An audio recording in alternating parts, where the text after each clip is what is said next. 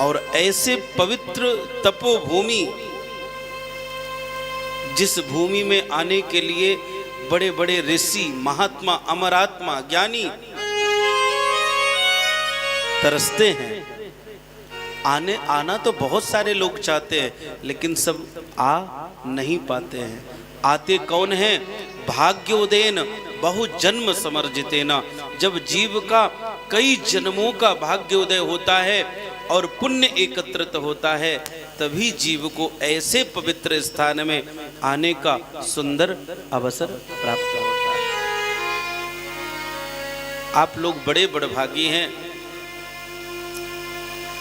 आप अपने भाग्य के, अपने पुण्य के, अपने पितरों के कर्म के उस सत्कर्म को साधुवाद दीजिए, उनके ऋणी होइए कि ऐसा उनका सत्कर्म था कि आप लोग को पितृपक्ष के पावन पर्व पर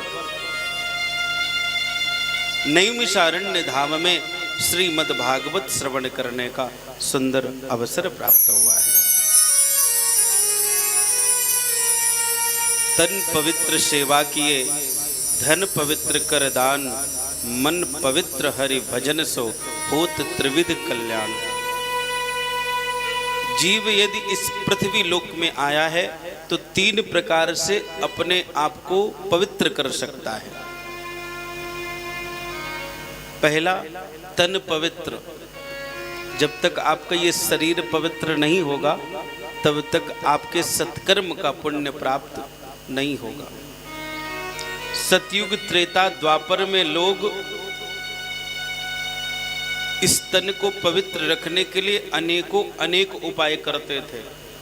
रसोई में बिना स्नान के न प्रवेश करना, रसोई जब बने उसमें गीले कपड़े से ही रसोई को बनाना, एक बार रसोई का काम हो जाए तो दोबारा वहां प्रवेश ना करना, एक बार हम शौच क्रिया में जाएं तो पूर्ण रूप से शरीर में जल से स्नान करके कपड़े बदलना, अनेक प्रकार से पवित्रता की जाती थी।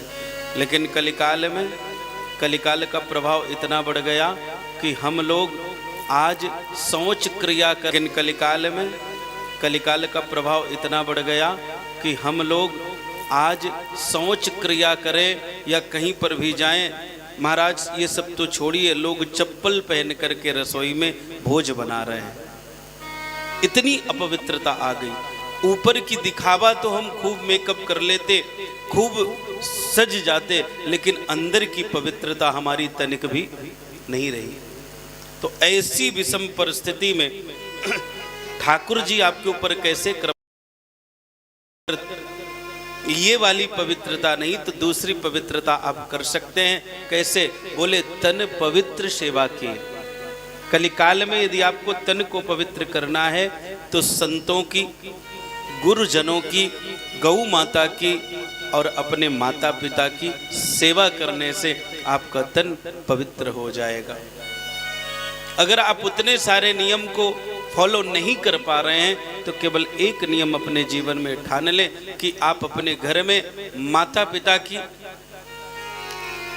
आपके घर में आए गुरुजन, ब्राह्मण, संतों की और गौ माता की यदि आप सेवा कर लें तो आपका ये तन हर अवस्था में पवित्र रहेगा, ऐसा भागवत महापुराण कहता है। तन पवित्र सेवा किए, धन पवित्र कर दान। पहले लोग धन को पवित्र करने के लिए बड़े बड़े यज्ञ, अनुष्ठान, बड़े बड़े सत्कर्म इस प्रकार से कार्यरत रहते थे। लोग अपने मेहमानों को महीनों महीनों तक रख करके उनको खिलाते थे। आप लोगों को याद होगा ये परंपरा धीरे धीरे समाप्त होती जा रही है। पहले जब हम अपने मामा के घर में, अपने नानी के घर में, अपने बहन के घर में, भाई के घर में जब जाते थे तो भैया महीनों महीनों टाइम व्यतीत कर देते थे। उस समय कमाने वाला केवल एक रहता था। कमाने वाला कितने? एक, और खाने वाले अनेक, लेकिन फिर भी कोई कमी, क्योंकि हमारे अंदर सेवा भाव था। लेकिन महाराज धीरे धीरे ये सेवा भाव भी खत्म होते जा रहा है। ऐसी अवस्था में हमारा धन बीमारियों में, रोग में, डॉक्टर में, वकील में, एक्सीडेंट में, ऐसे चीजों में हमारा धन व्यर्थ होने लगा। क्यों? क्योंकि हम अपनों में अपना धन नहीं खर्च जब करते, तो एक कहावत है, सूम का धन शैतान को जावे। तो जब आप धन को जोड़ोगे तो शैतान ही उस धन को खाएगा। तो ये कैसे जाएगा? बोले कभी डॉक्टर के माध्यम से, कभी वकील के माध्यम से। ऐसी विषम परिस्थिति में जीव को धन को पवित्र करने का सबसे सुंदर अवसर है धन पवित्र कर दान। जब आप ऐसे तीर्थ में आओ, देखिए ये बड़ा सुंदर प्रांगण है और संसार के कल्याण के लिए ऐसे प्रांगण में आप अपने पितरों के नाम से रूम का निर्माण करवा सकते हैं। अगर कोई रूम का निर्माण नहीं करा सकता है तो उस पर टाइल्स की व्यवस्था कर सकता है, टाइल्स की नहीं कर सकता है तो पेंटिंग की व्यवस्था कर सकता है। यहाँ नित्य संतों की सेवा चलती है, उसमें आप अपना धन लगा सकते हैं। तो तन पवित्र सेवा किए, धन पवित्र कर दान। तीसरा सबसे मोस्ट और इम्पोर्टेंट है मन। क्या है? मन। मन पवित्र हरि भजन सो। जब तक ये मन पवित्र नहीं होगा तब तक महाराज आप कुछ भी कर लो, कल्याण होने वाला नहीं है। तो मन कैसे पवित्र होगा? बोले मन पवित्र हरि भजन सो। अगर आपको अपने इस मन को पवित्र करना है तो दुनिया के काम करते चलो, नाम जपते चलो। जो भी आपको परमात्मा ने काम दिया है, किसी को परमात्मा ने गौ सेवा का काम दिया है, किसी को परमात्मा ने रसोई का काम दिया है, किसी को परमात्मा ने बच्चों की सेवा का काम दिया है, किसी को परमात्मा ने गृह कार्य का काम दिया है, किसी को परमात्मा ने दुकान का काम दिया है, किसी को परमात्मा ने मकान का काम दिया है। जिसको भी परमात्मा ने जो भी काम दिया है उस काम को करते चलो, लेकिन इस मन से उस ईश्वर को भजते रहो। और जब आप ईश्वर को भजोगे तो आपका मन पवित्र हो जाएगा। आइए हम लोग भी अपने वाणी और मन को पवित्र करने के लिए 2 मिनट भगवान नाम संकीर्तन करेंगे और फिर हम लोग इस कथा अमृत में गोता लगाने के लिए प्रवेश करेंगे। बोली राधा रमण सरकार की जय हो। जय राधा माधव। सभी लोग तालियां बजाते हुए कीर्तन करेंगे, क्योंकि ताली बजाने से हमारे करोड़ प्रकार की बीमारियों का नाश होता है। कितने करोड़ प्रकार की बीमारियों का नाश होता है। इसीलिए हमारे यहाँ परंपरा रही है कि प्रातः सुबह और सायं मंदिरों में आरती होती थी। प्रातः और सायं मंदिरों में जब आरती होती थी, सब लोग घड़ियाल, विजय घंट, घड़ी घंट बजाते थे और ताली बजाते थे। इससे हमारा योगासन होता था। लेकिन आज लोग ताली नहीं बजाते, मोबाइल चलाते हैं। तो कीर्तन में ताली जरूर बजाएं, ये करोड़ों बीमारियों को नष्ट करने में आपका सहायक बनेगा। जय राधा माधव। जय कुंज बिहारी बिहारी। जय राधा माधव। जय कुंज बिहारी। ओ जय गोपी जन वल्लभ। जय गोपी जन वल्लभ। जय गिरधर हरि।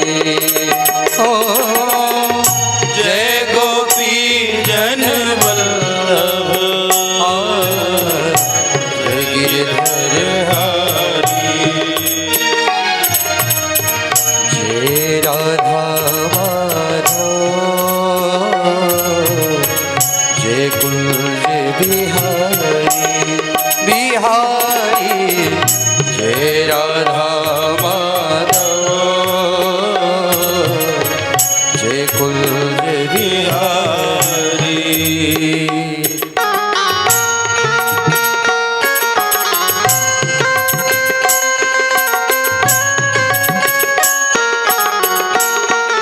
बोली राधा माधव सरकार की जय हो।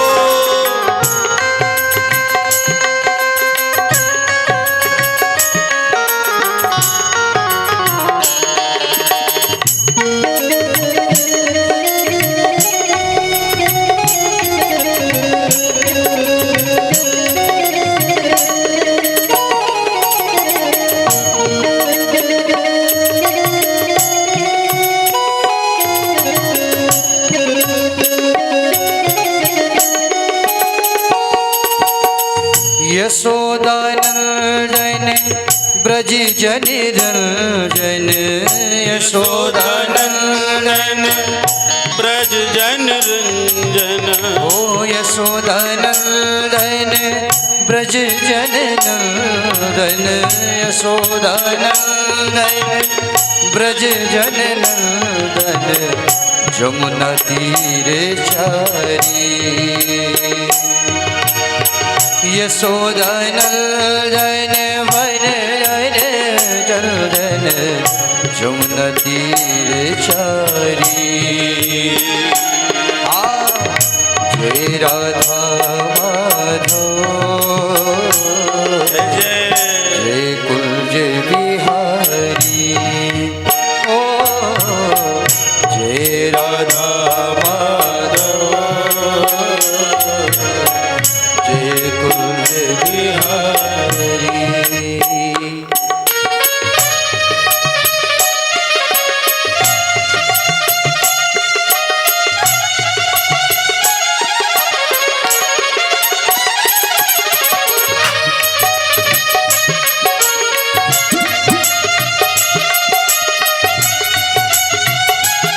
भागवत भगवान की जय हो।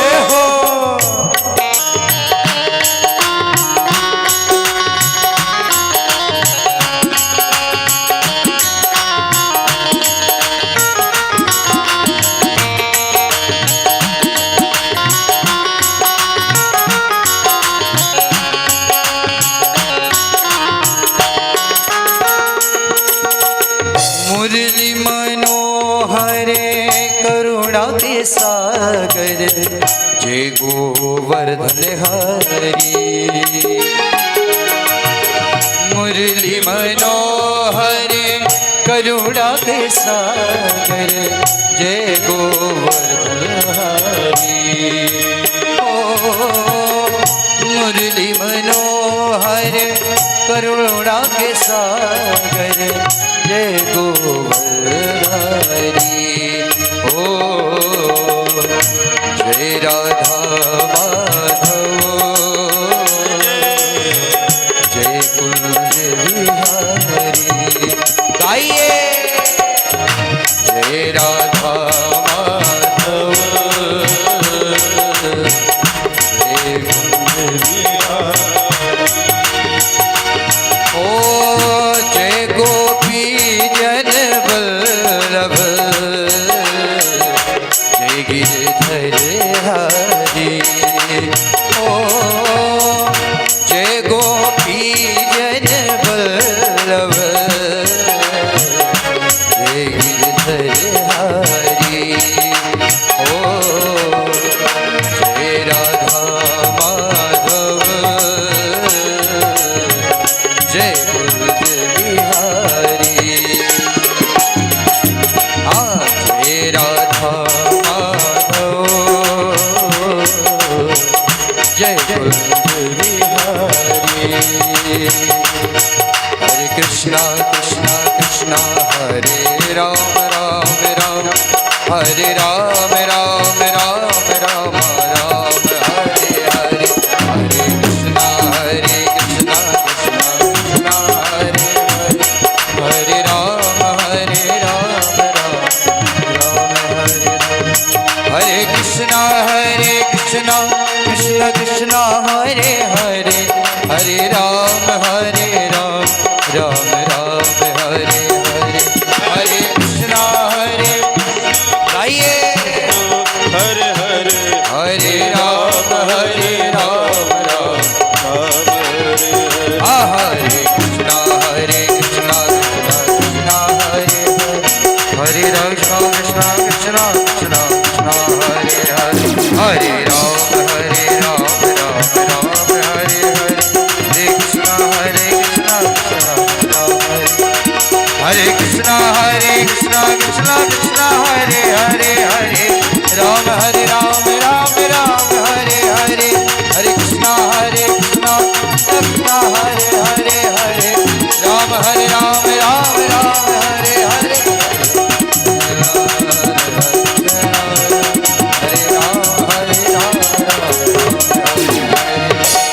जय राधा माधव जय कुंज जन वल्लभ जय गिरिवरधारी हो जय गोपी जन वल्लभ जय गिरिवरधारी जय राधा माधव जय कुंज बिहारी जय राधा माधव जय कुंज बिहारी जय कुंज बिहारी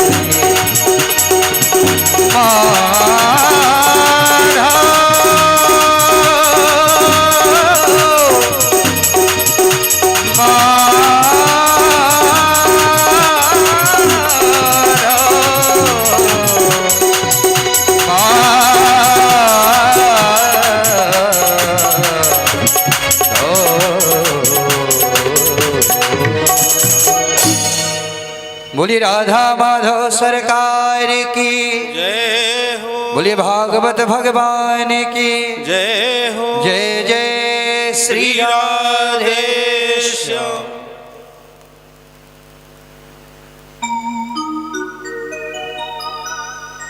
तन पवित्र सेवा किए धन पवित्र करदान, मन पवित्र हरि भजन शो होत त्रिविध कल्याण।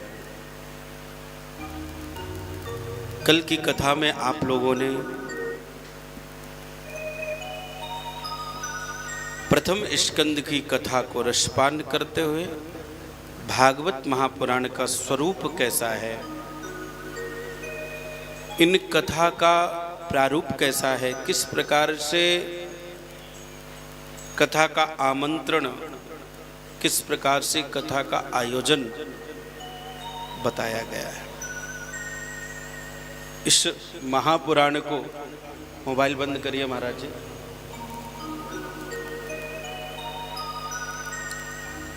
किस प्रकार से कथा का आयोजन करें, यहाँ पर विधि विधान, नक्षत्र मुहूर्त, सारी चीजें बताई गई। मैंने कल भी आपको बताया कि कोई भी सत्कर्म दो प्रकार की चीजें हैं। एक होता है कर्म, एक क्या होता है कर्म, और दूसरा होता है सत्कर्म। दोनों में भेद क्या है? जो कर्म होता है वो सांसारिक सुख सुविधा दुख इत्यादि को भोगने के लिए होता है। जो कर्म होता है सांसारिक वैभव को प्राप्त है, सांसारिक वैभव को प्राप्त करने के लिए। कोई फैक्ट्री जा रहा है वो भी कर्म कर रहा है, कोई घर में बच्चों को पाल रहा है वो भी कर्म कर रहा है। संसार का जो भी कर्म है वो तो आप कर रहे हैं। ये जो संसार का कर्म है ये केवल मात्र आपका कर्म संसार तक ही सीमित है, उसके बाद इसका कोई महत्व नहीं है। लेकिन कर्म में यदि सत कर्म जुड़ जाए, क्या जुड़ जाए? सत कर्म के साथ यदि आपका सत कर्म जुड़ जाए, जिस प्रकार अगर मैं सरल भाषा में बताना चाहूं, आप भोजन बना रहे हैं, भोजन के बिना कोई रह सकता है क्या? नहीं रह सकता है। तो आप रसोई में भोजन बना रहे हो, बनाएंगे ही आप और भोजन को पाएंगे ही, ये क्या हो गया? कर्म। लेकिन यदि इसी भोजन को पवित्रता से बनाया जाए और पवित्रता से बना करके इसी भोजन को ठाकुर जी को पहले भोग लगा दिया जाए और फिर उसी यदि भोजन को प्राप्त किया जाए तो इसी को कहते हैं सत्कर्म। अगर आपने भोजन बना करके खाया तो ये तो कर्म हो गए, हो तो आपको खाना ही, पेट चलाना है। लेकिन अगर इसी कर्म को आप सत्कर्म में यदि जोड़ दें तो आपका ये लोक जो संसार में चल रहा है, ये लोक और आने वाला परलोक दोनों सवर जाएगा। कर्म तो हम नित्य कर ही रहे हैं। तो एक है कर्म जो संसारिक सुख सुविधा तो आपको प्रदान कर देगा, लेकिन परमात्मा की परम तत्व की प्राप्ति कराएगा कोई भरोसा गारंटी नहीं है। लेकिन यदि व्यक्ति सत्कर्म करने लग जाए सत्कर्म अर्थात ईश्वरीय कर्म से जुड़ जाए।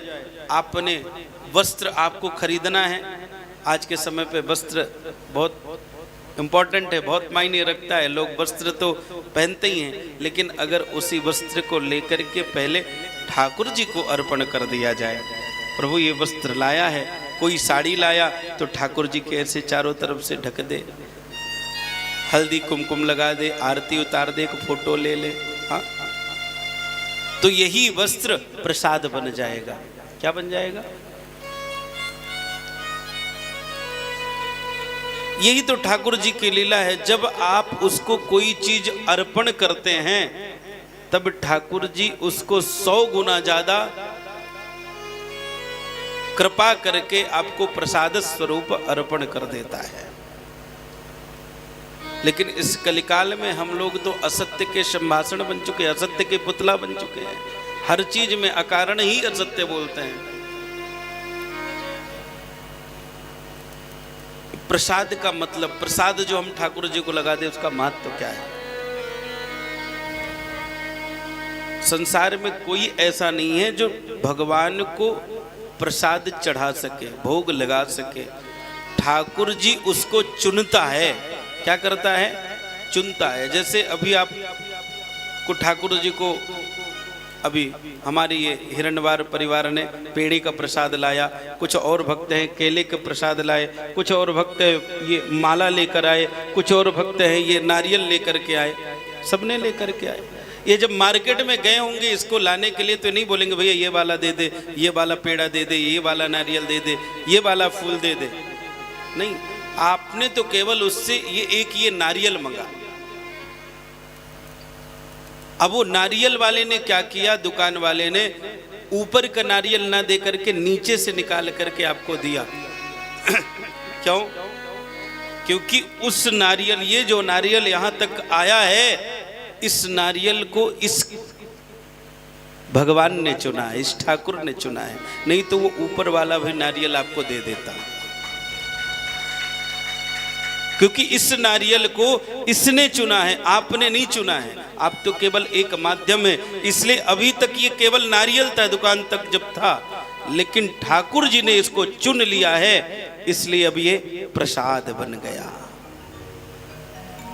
जब आप कोई दुकान से पेड़ा लाते हैं, पेड़ा ला करके अगर आप डायरेक्ट खा ले तो केवल वो आपके जीवा के स्वाद को बढ़ाएगा।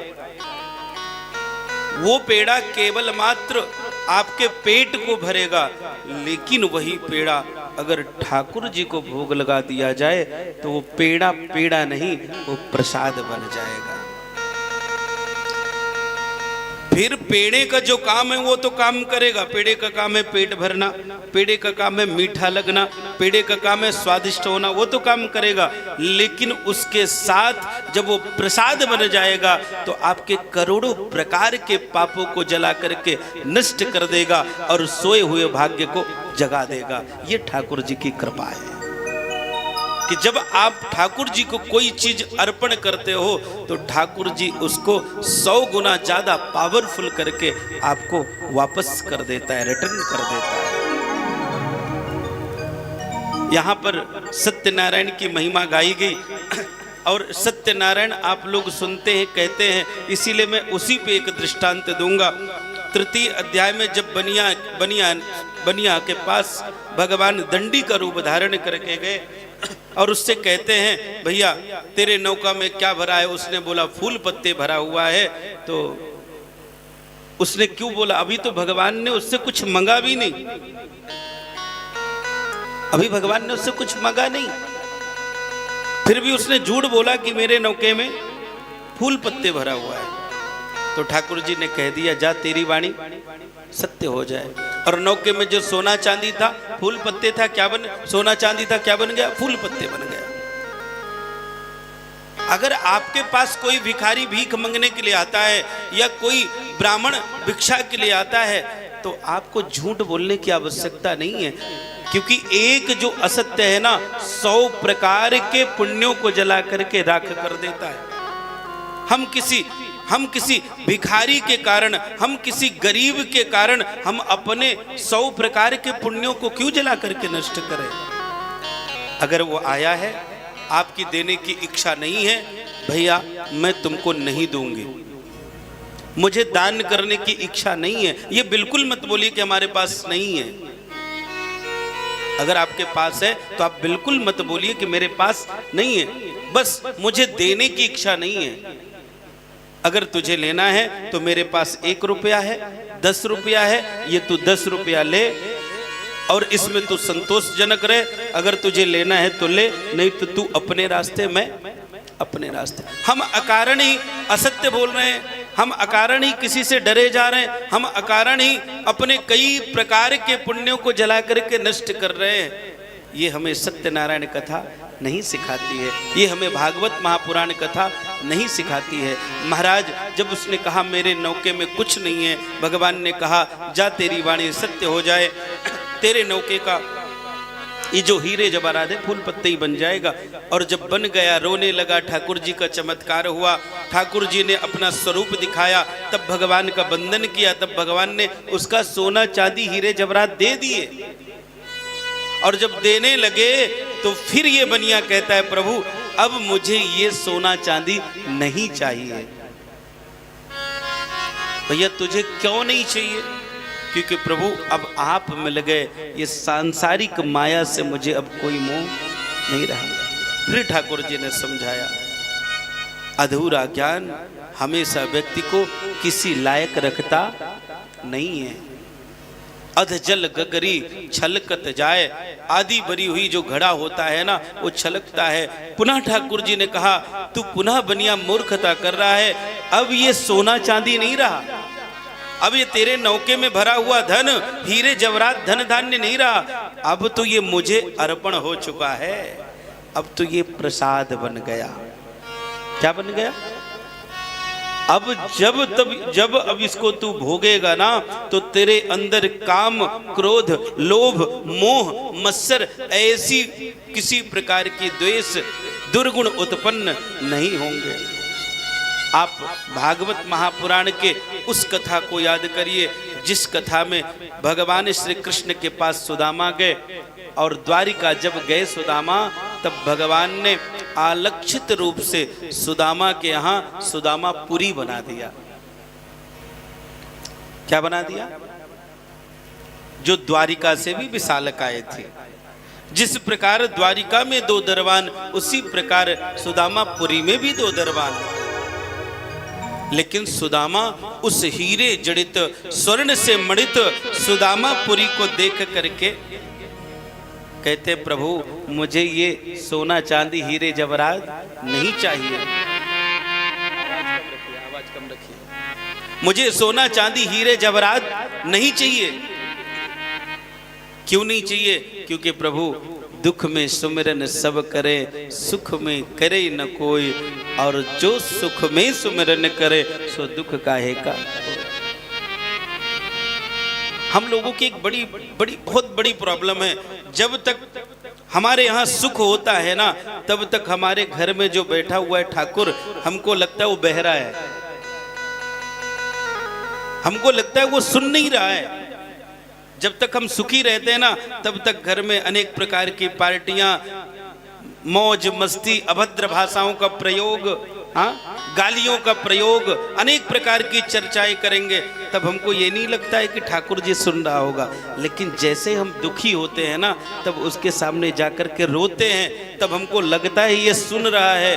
अरे मूर्ख, उस दिन तुझे नहीं पता था कि ठाकुर जी जब तू सुखी था तब भी तेरी सारी बातों को सुन रहा होगा। जब तुमने सुख में उसको नहीं सुनाया, सुख में जब आपने उसको बहरा समझ के रखा, तो दुख में कभी तुम्हारी वो बातों को सुनने वाला नहीं है।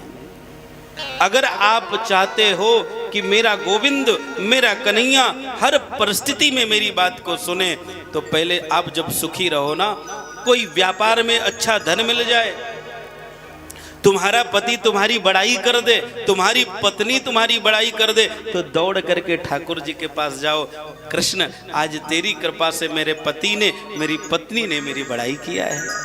ठाकुर जी आज तेरी कृपा से धन में इतना लाभ हुआ है, इसलिए मैंने तेरे लिए रस मलाई लेकर के भोग लगाने के लिए लाई हूँ। ठाकुर जी आज मेरा ये फायदा हुआ है, इसलिए मैं तेरे लिए वस्त्र लाई हूँ। एक आध बार सुख में ऐसा करके देखना, आनंद में ऐसा करके देखना।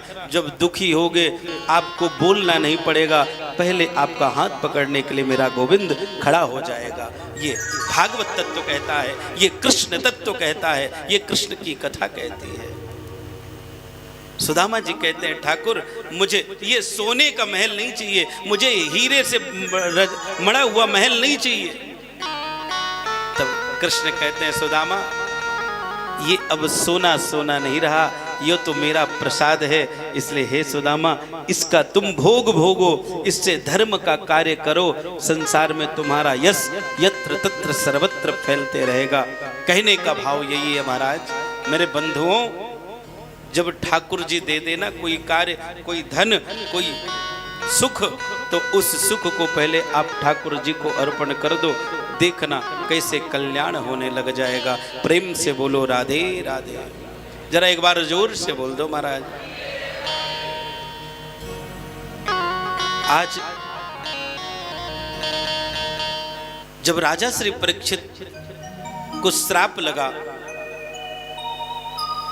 श्रृंगी ने श्राप दिया है, समीक मुनि के पुत्र श्रृंगी ने श्राप दिया है, श्रृंगी ने श्राप दिया है, समीक मुनि के पुत्र श्रृंगी ने श्राप दिया है। तो श्रृंगी ऋषि के पुत्र ने जब ये देखा कि दुष्कर्म किसने किया, तो उसे दुख नहीं हुआ जब तक वो नहीं देखा, लेकिन जब नेत्र बंद करके देखा योग माया से, तो पता चला कि राजा श्री परीक्षित ने किया है। तब इसे बहुत क्रोध आया। क्यों क्रोध आया? क्योंकि जिस राजा श्री परीक्षित के पांडव लोग, क्यों क्रोध आया? क्योंकि जिस राजा श्री परीक्षित के पांडव लोग, इनके वंशजों के लोग जीवन पर्यंत विप्रों का पूजन किए, विप्रा प्रसादा धरणी धरो हम, जिन विप्रों के चरणों के रज को ही सबसे बड़ा धन समझते थे, विप्रों के आशीर्वाद को ही सबसे बड़ा धन समझते थे, आज वो राजा परीक्षित संतों का अपमान कर रहा है। अगर कोई गरीब, कोई भिखारी, कोई उदंड ये काम करता तो श्रृंगी को, समीक को इस प्रकार से क्रोध नहीं आता, लेकिन राजा परीक्षित ने ऐसा किया। भाई कोई गली चलता आपको कुछ कह दे तो आपको उतना मन में लगता नहीं, लेकिन आपका जो घनिष्ठ हो और जिसका पद प्रतिष्ठा अच्छी हो, वो अगर आपके साथ ऐसी अभद्र भाषा कर दे तो असहनीय हो जाता है। आज श्रृंगी को भी असहनीय हुआ। श्रृंगी ने श्राप दिया कि इसी का पूर्वज तक्षक नामक सर्प आज से 7वें दिन इनको डस लेगा और इनकी मृत्यु हो जाएगी। जब राजा श्री परीक्षित को यह पता चला तो राजा श्री परीक्षित दुखी नहीं हुए। प्रेम से बोलो राधे राधे। राजा से परीक्षित दुखी नहीं हुए कि 7 दिन में मुझे तक्षक सर्प डसेगा, अब तो प्रसन्न हो गए। अपनी पत्नी से कहते, देवी संसार में ब्रह्मा की बनाई हुई इस पंच तत्व के ब्रह्मांड में कोई मानव नहीं है जो अपने 7 दिन की गारंटी दे सके कि मैं 7 दिन तक जीवित रहूंगा। अपनी पत्नी से कहते हैं, संसार में ऐसा कोई मानव नहीं है कि 7 मिनट का भी अपनी गारंटी दे सके। महाराज किसी के एक क्षण का भरोसा नहीं है। ना जाने यह श्वास की फिर आवन होए न होए, पता नहीं जो श्वास बाहर चली गई दोबारा आएगी कि नहीं आएगी, कोई भरोसा नहीं है। लेकिन हे प्रिय, हे देवी, मैं तो गारंटी से कहता हूं कि 7 दिन तक कालों का काल महाकाल भी आ जाए तो मेरा बाल बांका भी नहीं कर सकता है, अर्थात मैं 7 दिन के लिए अमर हूं।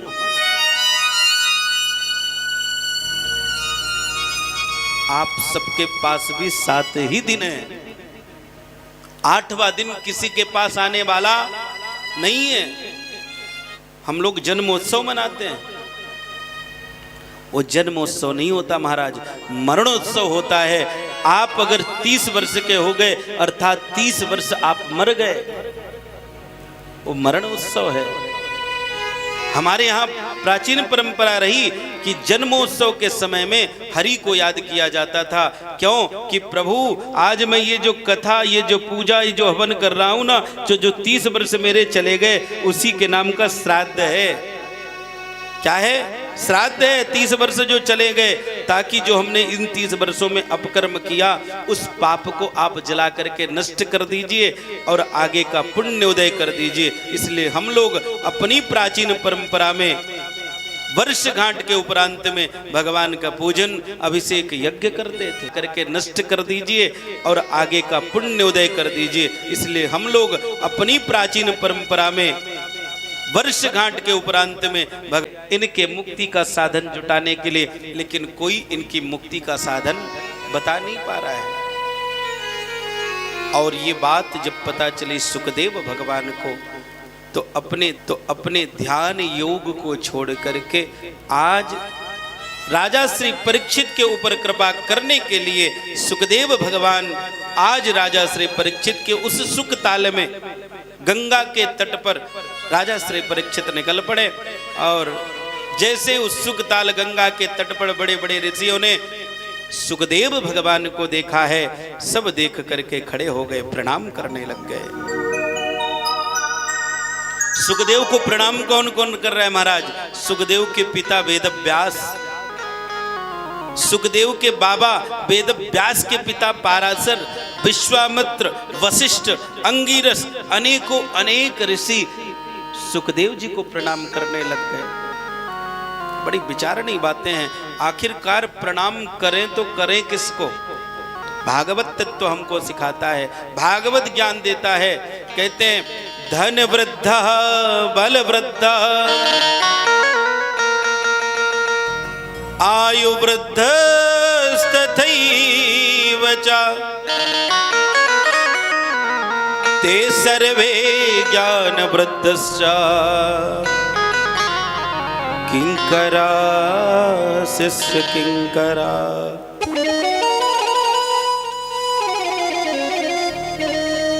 एक चीज आप लोगों ने देखा होगा कि जो बड़े बड़े संत होते हैं ना, अपना पैर नहीं छुपाते हैं। जो बड़े संत होते हैं अपना पैर सबको छूने नहीं देते हैं। और जो बड़े बड़े नेता होंगे ना, अपना पैर छुआने में उनको बड़ा आनंद आता है। प्रेम से बोलो राधे राधे। यहाँ पर प्रणाम की, पैर छूने की परिभाषा बताई गई है। किसको प्रणाम करें और किसको प्रणाम ना करें। प्रणाम करने से होता क्या है? आप जिसको भी प्रणाम करते हो ना, तो जिसके पास जो होता है वो तुमको प्राप्त होता है। अब जो भजनानंदी होगा उसके पास ईश्वरी कृपा होगी, भजन का तेज होगी, भजन का तेज होगा। और जब आप उसको पैर को छुओगे तो आपके ऊपर उसकी भजन की माला की जो तेज तत्व है आपके अंदर प्रवेश कर जाएगा। आज समय विपरीत चल रहा है। लोग संतों को प्रणाम करने में शर्म आती है, माता पिता को प्रणाम करने में शर्म आती है, लेकिन कोई पैसा वाला दिख जाए तो उसको प्रणाम करने में अपना सम्मान समझते हैं। हाँ, वो चाहे कितना भी। और सबसे बड़ी बात, महत्वपूर्ण बात यह है कि आज इस संसार में जो भी ज्यादा धनी है, जरूर कहीं न कहीं उसका पाप कर्म से मिलावट है, पाप कर्म से उसका संबंध है। और जब पाप कर्म का जब धन आपके सन्मुख आएगा, उसके पापी को जब आप प्रणाम करोगे, जब आप पापी को प्रणाम करोगे तो उसका जो पाप है ना, वो भी आपके अंदर प्रविष्ट कर जाएगा। इसीलिए निवेदन करूं आपको कि कोई ज्यादा धनी हो ना, कोई ज्यादा करोड़पति हो ना, तो प्रणाम करने की आवश्यकता नहीं है। धनी के साथ वो भगवान का भक्त है, या तो धन उसके पास नहीं भी है, भजनानंदी है, उसको जरूर प्रणाम करना चाहिए। प्रेम से बोलो राधे राधे। भागवत महापुराण में श्लोक है, धन वृद्धः बल वृद्धः आयु वृद्धस्तथैव च। हे संतों, कोई धन में बड़ा होगा, कोई बल में बड़ा होगा, बल वृद्धा, कोई बल में भी बड़ा होगा, आयु वृद्धस्तथैव च, कोई आयु में भी बड़ा होगा, लेकिन इन सब में सबसे बड़ा वही है ज्ञान वृद्धस, जिसके पास सत्कर्म का ज्ञान हो, जिसके पास वेद पुराण का ज्ञान हो, जिसके पास नाम भक्ति का ज्ञान हो, ऐसे व्यक्ति को प्रणाम करना चाहिए। इसलिए सुखदेव भगवान के पिता, परपिता, दादा, परदादा, बड़े बड़े ऋषि भी सुखदेव जी को प्रणाम कर रहे हैं। आज सुखदेव को सबने प्रणाम किया। जब सबने प्रणाम किया तो राजा श्री परीक्षित ने भी उनका बढ़िया सुंदर पूजन किया। आइए हम लोग भी भजन के माध्यम से आचार्य परम पूज्य सुखदेव भगवान का पूजन करते हुए कथा में आगे की ओर प्रवेश करेंगे। हर की कथा सुनाने वाले, हर गोविंद ज्ञान बताने वाले, तुमको लाखों प्रणाम, तुमको लाखों प्रणाम, तुमको लाखों प्रणाम, तुमको लाखों प्रणाम। हरि की कथा सुनाने वाले, हरि की कथा सुनाने वाले, गोविंद कथा सुनाने वाले, गोविंद कथा सुनाने वाले, तुमको लाखों प्रणाम, तुमको लाखों प्रणाम, तुमको लाखों प्रणाम, हरि बोल। तुमको लाखों प्रणाम। दोनों हाथ ऊपर उठा के तालियों की सेवा देते हुए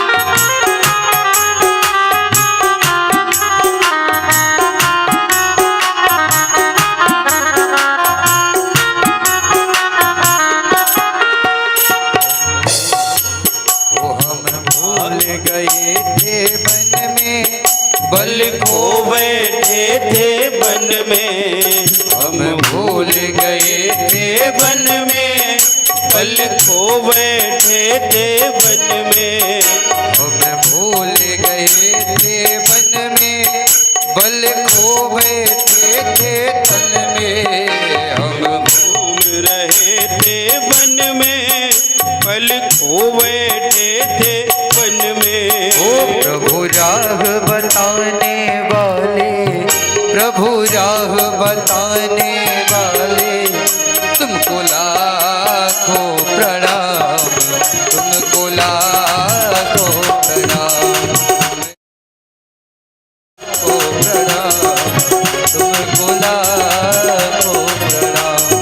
हरि की कथा सुनाने वाले, हरि की कथा सुनाने वाले, तुमको लाखों प्रणाम, तुमको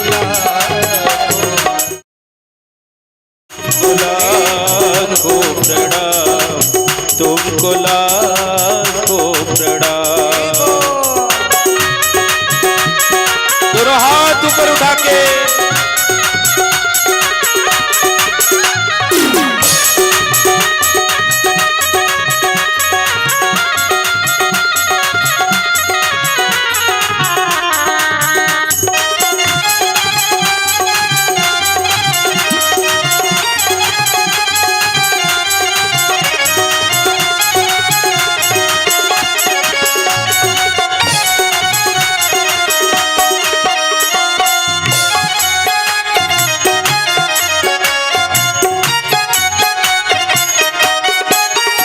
लेकर विषयों का प्याला, जा रहे थे यम की गाला, लेकर विषयों का प्याला, जा रहे थे यम के गाला, लेकर विषयों का प्याला, जा रहे थे यम की गाला, लेकर विषयों का प्याला, वो जा रहे थे यम के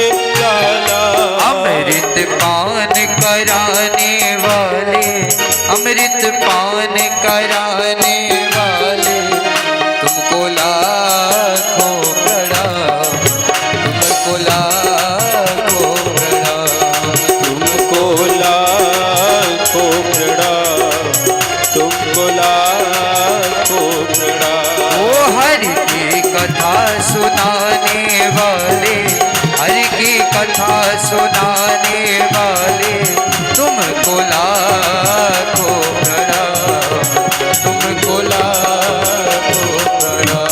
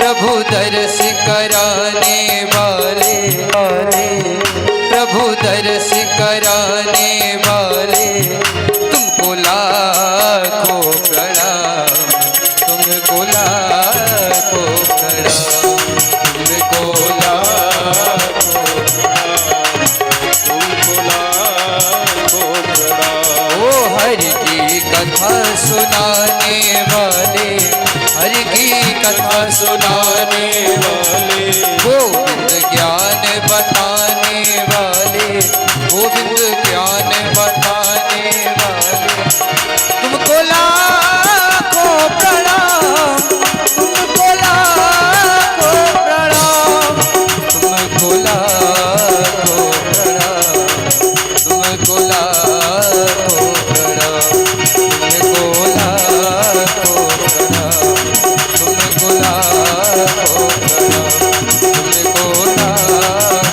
प्रणाम। गुरुदेव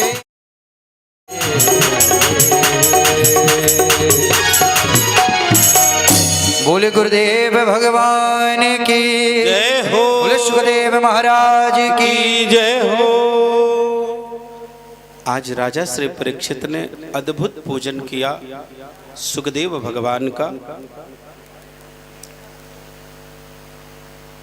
आज जब राजा श्री परीक्षित ने सुखदेव भगवान का पूजन करने लग गए तो ऋषियों ने कहा कि देखो राजा श्री परीक्षित को ना, राजा श्री परीक्षित को कहते हैं राजन सुखदेव को अपना पूजन बहुत ज्यादा भाता नहीं है, अगर तुम अब ज्यादा भाता नहीं है, कल्याण करना चाहते हो तो एक मुद्दे की बात करो, ज्यादा बड़ाई मत करो। इनकी कोई ज्यादा बड़ाई करे तो इनको अच्छा नहीं लगता है, तुरंत उठ करके चल देंगे। ये बात सुनते ही राजा श्री परीक्षित ने परम पूज्य आचार्य सुखदेव जी महाराज को वंदन करते हुए एक सुंदर प्रश्न किया। अतः प्रक्षामि संसिद्धि योगिनां परमं गुरु पुरुषस्येह यत् कार्या ज्ञानस्य सर्वदा।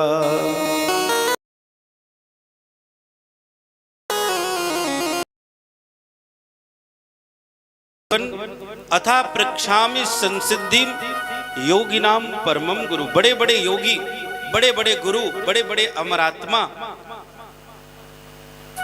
जिनको आत्म तत्व का ज्ञान है, जिनको पता है ये शरीर कैसा है, बोले ये मानव ये जो शरीर है मानव का शरीर क्षणभंगुर है। कैसा शरीर है? बड़े क्षणभंगुर। जो क्षणभंगुर शरीर जल्दी नष्ट होने वाला है।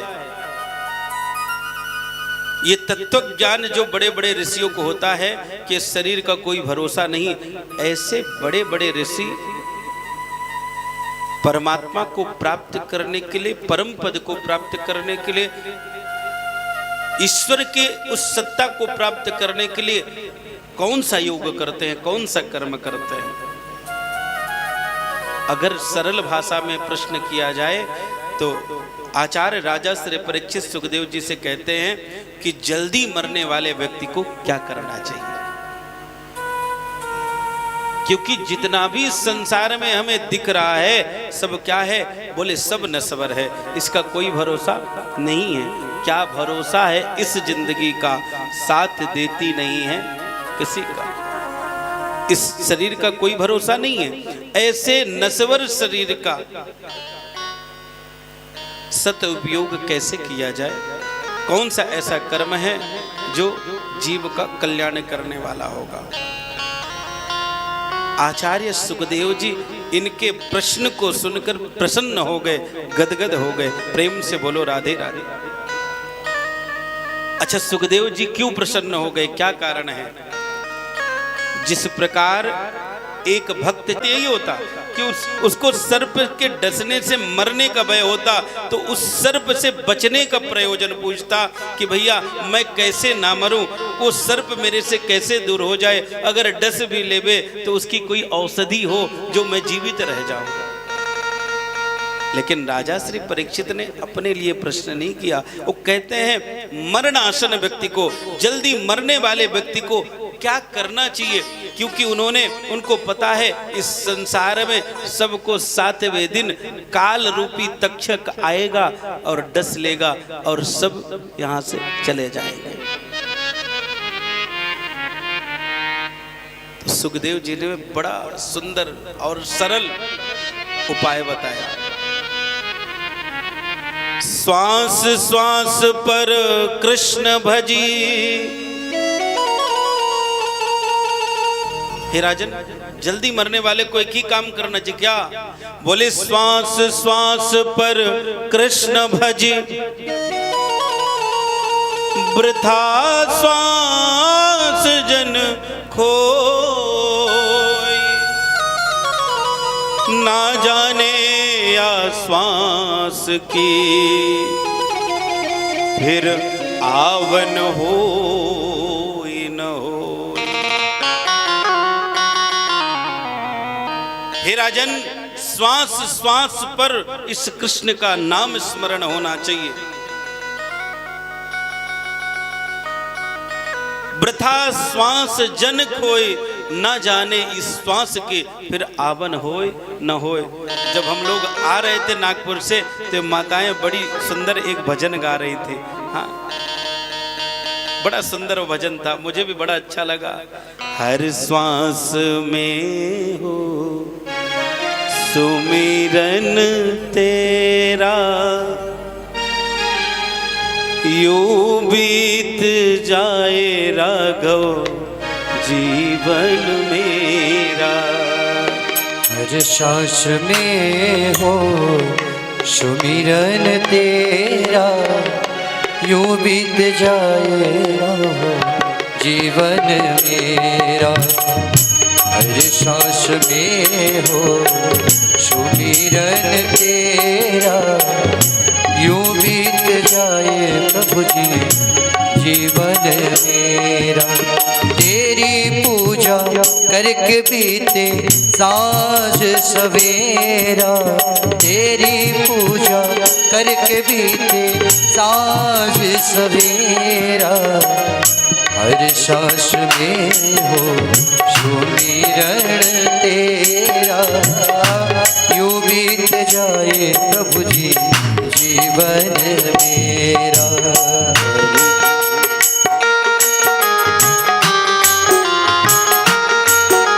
भक्त वत्सल भगवान की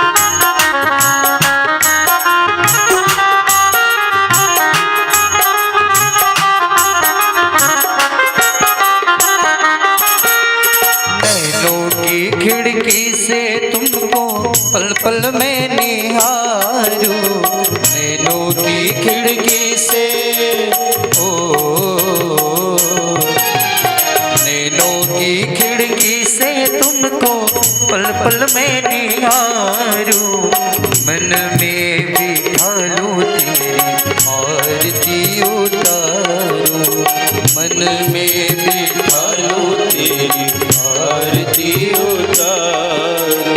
डाले रहूं तेरे चरणों में डेरा, डाले रहूं तेरे चरणों में डेरा। यूं बीत जाए प्रभु जीवन मेरा, यूं बीत जाए प्रभु जीवन मेरा। यूं बीत जाए भगवन जीवन मेरा, यूं बीत जाए भगवन।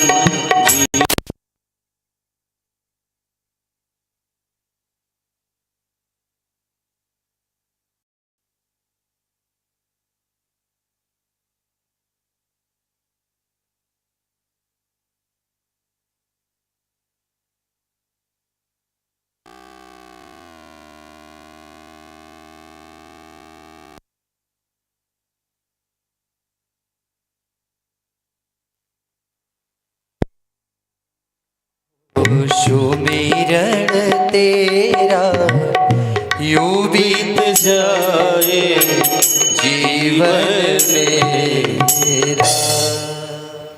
तो हे आचार्य, हे राजन, जल्दी मरने वाले को हर श्वास में हरि का श्वास श्वास पर कृष्ण भज वृथा श्वास जन कोय, ना जाने या श्वास के फिर आवन हो न हो। अपने मन को अपने बस में करके भगवान का हर समय स्मरण करते रहना चाहिए। जब तक माताएं कथा सुन रही हैं, कथा के पेंडोल तक निकलेंगी, 15-20 मिनट तक ये प्रवचन मस्तिष्क में रहेगा, लेकिन जैसे घर से फोन आएगा सब भूल जाएंगे। प्रेम से बोलो राधे राधे।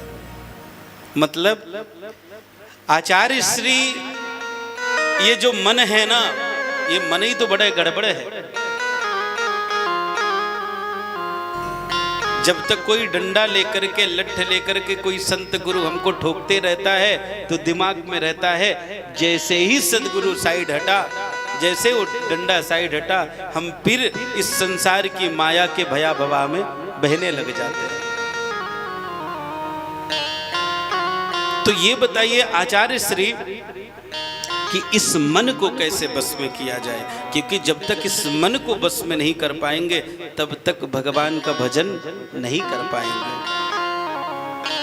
आचार्य सुखदेव जी कहते हैं, हाँ राजन, मैं जरूर आपको बताऊंगा। जितासनो जित श्वासो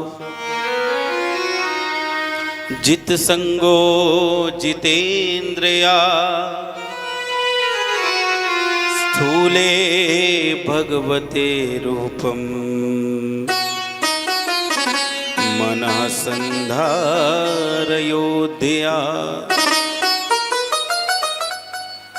हे राजन, अगर मन को नाम जप में लगाना है ना, अगर मन को हरि चरणों में लगाना है ना, अगर अपने मन को प्रभु की सेवा में लगाना है, अगर मन को आपको हरि कथा में लगाना है, अगर मन को संतों के चरणों में लगाना है, वचनों में लगाना है, तो 3 उपाय करना पड़ेगा।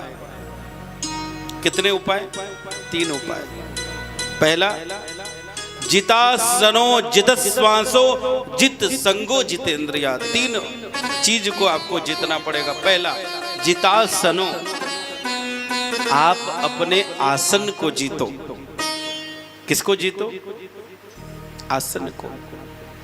अगर आपको कथा में बैठना है तो आपको बैठने का अभ्यास होना चाहिए। कुछ लोग कथा तो बहुत सुनना चाहते हैं, लेकिन जब बैठने का अभ्यास नहीं है तो कभी कमर दर्द होगी, कभी घुटना दर्द होगा, कभी पांव दर्द होगा। कुछ दर्द नहीं हुआ तो मन ही नहीं लगेगा। तो पहले व्यक्ति को आसनों में सबसे सुंदर आसन बताया गया है सुख आसन। जो हम पलथी मार के बैठते हैं इसको सुखासन कहते हैं। व्यक्ति आजकल घरों में डाइनिंग टेबल ये वो फलाना ढिमका सब चीजें व्यवस्थाएं किया है, ये दिखावे के चक्कर में करिए। डाइनिंग टेबल बनाइए घर पे, लेकिन किस लिए? दिखावे के लिए बनाइए। किस लिए बनना चाहिए? बोले दिखावे के लिए। लेकिन जब आप घर में अकेले रहे ना, परिवार वाले रहे ना, सब लोग नीचे बैठ करके सुखासन पलती मार करके फिर बैठ करके खाइए। उसका आनंद, उसका पाचन तंत्र, उसकी क्रिया की बात ही अलग होगी। पैसे वाले हैं, दिखावा करना है, कोई आपत्ति नहीं है। जब कोई मेहमान आए, क्योंकि आजकल मेहमानों को ना दिखे तो हल्के में ले लेते हैं। प्रेम से बोलो राधे राधे, है ना। तो दिखाने के लिए आप रखिए, कोई चिंता की बात नहीं है, ताकि कोई हल्के में न लेने पाए, क्योंकि उनको समझा नहीं सकते हो आप। तो आप दिखावे के लिए रखिए। घर में एसी रखिए दिखावे के लिए, लेकिन जरूरत ना पड़े ना तो उसको उपयोग में मत लाइए। घर में कभी कभार ये डल्लप का गद्दा छोड़ करके ना जमीन में सोने की आदत डालिए। जब अपने को कोई न देखे तो अपन नीचे सोने की आदत डाले। करोड़ों प्रकार की बीमारियां जल करके नष्ट हो जाती हैं। सुखासन में बैठ करके भोजन करने से पाचन तंत्र की क्रिया अद्भुत काम करने लग जाती है। और जब ठाकुर जी के सामने बैठे तब भी आप नीचे सुखासन लगाएं और फिर ठाकुर जी का ध्यान करें। अच्छा, 3 लोगों को क्षमा है, बाल, वृद्ध और रोगी। कितने लोगों को? 3 लोगों को। कोई बच्चा है, वो नीचे नहीं बैठ रहा है तो उसको भाई समझा, आदत डालने के लिए आप उस जैसे बैठे वैसा बैठा दो। बालक, दूसरा हो गया वृद्ध। कोई वृद्ध है, वो भी बेचारा नीचे नहीं बैठ पा रहा है, फिर तो भजन तो करना ही है किसी न किसी प्रारूप में, तो जैसे उसको जमे वैसा। तीसरा रोगी, कोई टूट गया है, गिर गया है और नीचे नहीं बैठ सकते। ऐसे 3 लोगों को क्षमा है। लेकिन कोई जबरदस्ती ऊपर बैठ जाए, हाँ सब कुछ ठीक है, तब महाराज गड़बड़ है। कोशिश करिए, करत करत अभ्यास से। आपको नीचे बैठने की आदत नहीं है, अभ्यास में डालिए। आप 10 मिनट पहले बैठिए, 2 मिनट बैठिए, फिर 5 मिनट बैठिए, फिर 10 मिनट बैठिए। नित्य अभ्यास करते जाएंगे तो एक दिन आपका अभ्यास इतना बढ़ जाएगा कि 6 घंटे भी आप ठाकुर जी के सामने बैठ करके उनका भजन करेंगे तो भी आपको बड़ा आनंद मिलेगा और दर्द बिल्कुल नहीं होगा। अभ्यास करिए और ये अभ्यास को धीरे धीरे बढ़ाइए। तो पहली जो सीढ़ी है उसका नाम है जितासनो। आप अपने आसन को जीतो। दूसरा है जितस श्वासो। आप अपने श्वास पर विजय प्राप्त करिए। श्वास पर विजय कैसे प्राप्त होगा? महाराज कंट्रोल में भोजन करने से, लिमिटेड भोजन करने से। हाँ, ज्यादा कोई भोजन कर ले और उससे बुलवाओ तो उल्टी सांस चलती है। प्रेम से बोलो राधे राधे, है ना। ये अन्न जो है प्राण देता है और यही अन्न ज्यादा हो जाए तो प्राण ले भी लेता है। इसलिए जो भोजन प्रसादी हो, जितना काम करो उसके अनुसार ही भोजन करो। अगर बैठने का काम है तो 2 रोटी कम खाओ, लेकिन अगर मट्टी खोदने का काम है, लेबर वर्क का काम है, तब 4 रोटी ज्यादा खाओ। तो जितनी आवश्यकता हो उतना ही अन्न को स्वीकार करो, क्योंकि गाड़ी में ही भोजन करो। अगर बैठने का काम है तो 2 रोटी कम खाओ, लेकिन अगर मट्टी खोदने का काम है, लेबर वर्क का काम है, तब 4 रोटी। इतना विषम समय आ गया है कि मंदिरों में घंटी बजाने वालों की कमी हो गई है, इसलिए बेचारे इलेक्ट्रॉनिक घंटी रखे हैं। कौन सी घंटी? इलेक्ट्रॉनिक घंटी। ये महाराज हमारे लिए बहुत शर्म की बात है। ये सनातनियों के लिए बड़े शर्म की बात है कि आज मंदिरों में घंटी बजाने, आरती में खड़े होने वालों की कमी हो गई है। लोग मंदिरों में आरती में नहीं जाते हैं। हम आप सबसे एक निवेदन करना चाहते हैं, हाथ जोड़ करके, अगर आपके घर के आसपास कोई भी मंदिर हो सुबह और शाम दोनों टाइम 10 काम छोड़ करके 15 मिनट सुबह और 15 मिनट शाम अपने घर के मंदिर के और 15 मिनट शाम अपने घर के मंदिर के पास आरती में जावे। आरती में अगर घंटी हो तो आप लोग घंटी बजावे, घंटी बजावे। घंटी ना हो तो आप वहाँ पे कुछ प्रयोजन करके घंटी लगवा देवे। और अगर वो भी नहीं हो सकता है तो करताल बजावे। क्या बजावे? करताल, ताली बजावे। मंदिरों में, मंदिरों के ये जो इलेक्ट्रॉनिक घंटी है इसको निकलवाने का प्रयास करें और जोर जोर से आरती गावे, जिससे समाज एकत्रित होगा। क्या होगा? जब आप अपने ग्रामवासियों से मिलेंगे तो मिलना जुलना होगा, और जब मिलना जुलना होगा तो आस पड़ोस में क्या चल रहा है वो पता चलेगा। कुछ दो दो बातें धर्म की होगी, दो दो बातें संसार की होगी। इससे हमारा एकता, एक परंपरा बनी रहेगी। बताइए, सनातनियों को देखकर दूसरे सीख गए।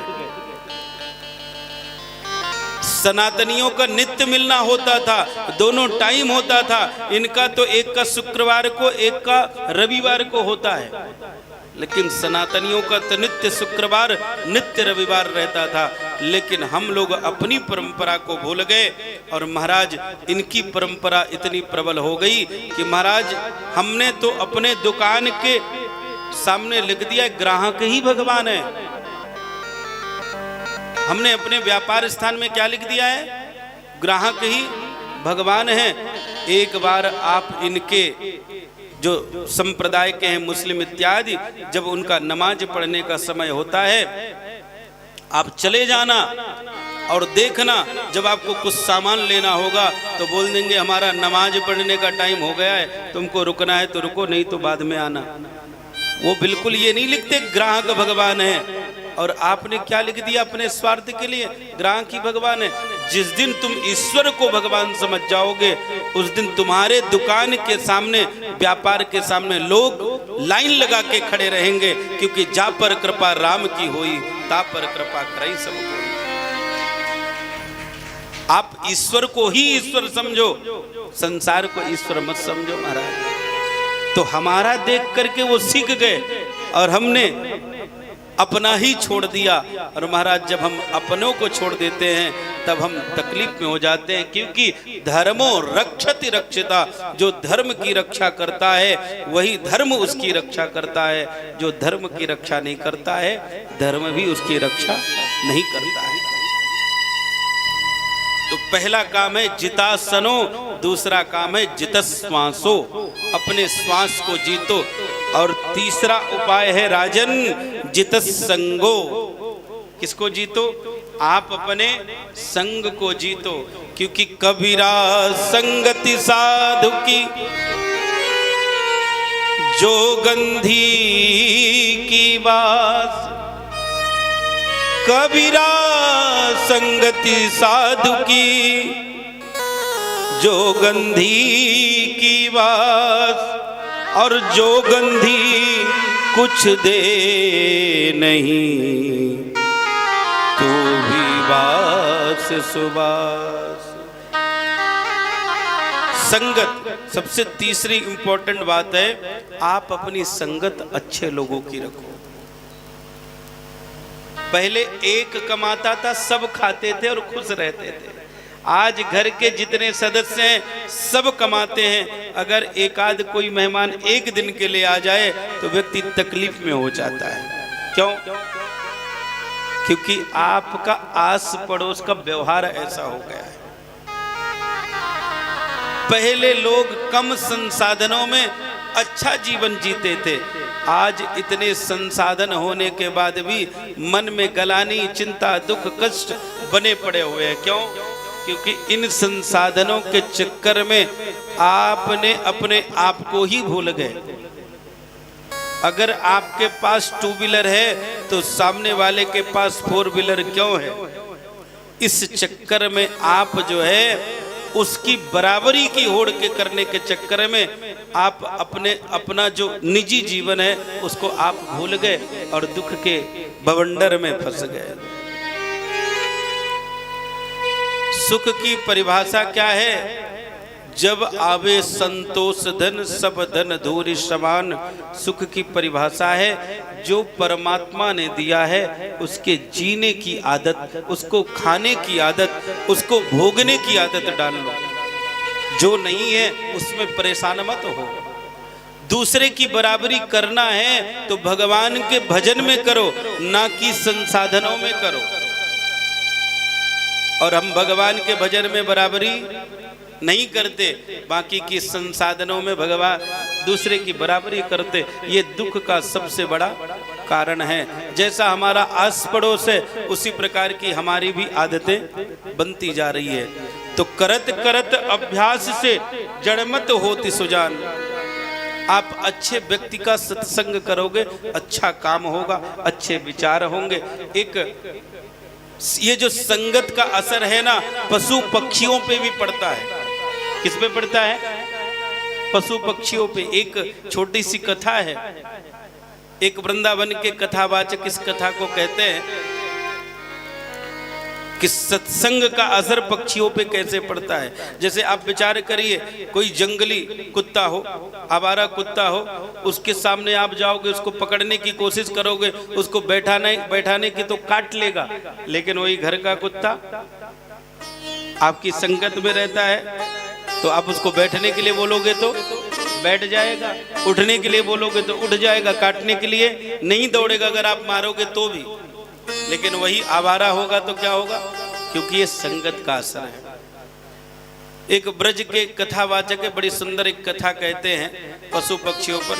बोले एक गांव में एक सेठ जी रहा करते हैं, और वो जो सेठ जी हैं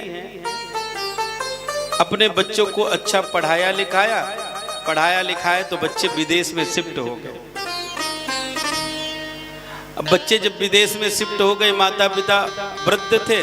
कई बार माता पिता को बुलाने का प्रयास किया कि पिताजी माताजी आप भी चलिए, आप लोग यहाँ रहते हैं तो हमको अच्छा नहीं लगता है, आप भी हमारे साथ चलिए।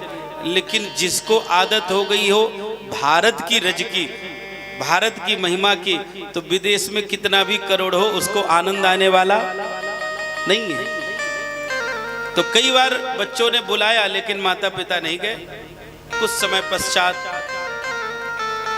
उन सेठ जी की पत्नी जी संसार को त्याग कर भगवान के धाम को चली गई। उस अवसर पर बच्चे लोग आए विदेश से। आने के बाद सब क्रिया इत्यादि किया और करने के बाद पिताजी से अनुग्रह करने लगे कि देखो आपने आज तक भोजन बनाया नहीं, नौकरों का भरोसा नहीं होता है कि नित्य आएंगे कुछ गड़बड़ हो जाएगा, आप अकेले रहेंगे तो मुझे चिंता रहेगी, इसलिए अब हम आपको यहाँ छोड़ने वाले नहीं, अपने साथ लेकर के जाएंगे। पिताजी ने कहा एक शर्त में मैं आपके साथ चलूंगा। बोले कौन सी शर्त? जब तुम मुझे वर्ष 2 वर्ष में मेरे भारत घुमाने के लिए लाओगे तब। बोले ठीक है। 1 वर्ष हो गया, 2 वर्ष हो गया, 3 वर्ष हो गया। 4थे वर्ष जब बच्चों ने जब नाम नहीं लिया भारत का, तब स्वयं पिताजी ने बोला तुमने वचन दिया था, देखो 4 वर्ष हो गए और तुम मुझे भारत घुमाने लेके नहीं गए। मुझे अपने मित्रों से, अपने गांव की याद आ रही है, अपने परिवार रिश्तेदारों की याद आ रही है, एक बार चलो। बच्चों ने कहा ठीक है पिताजी आपकी इच्छा है तो चलते हैं इस बार।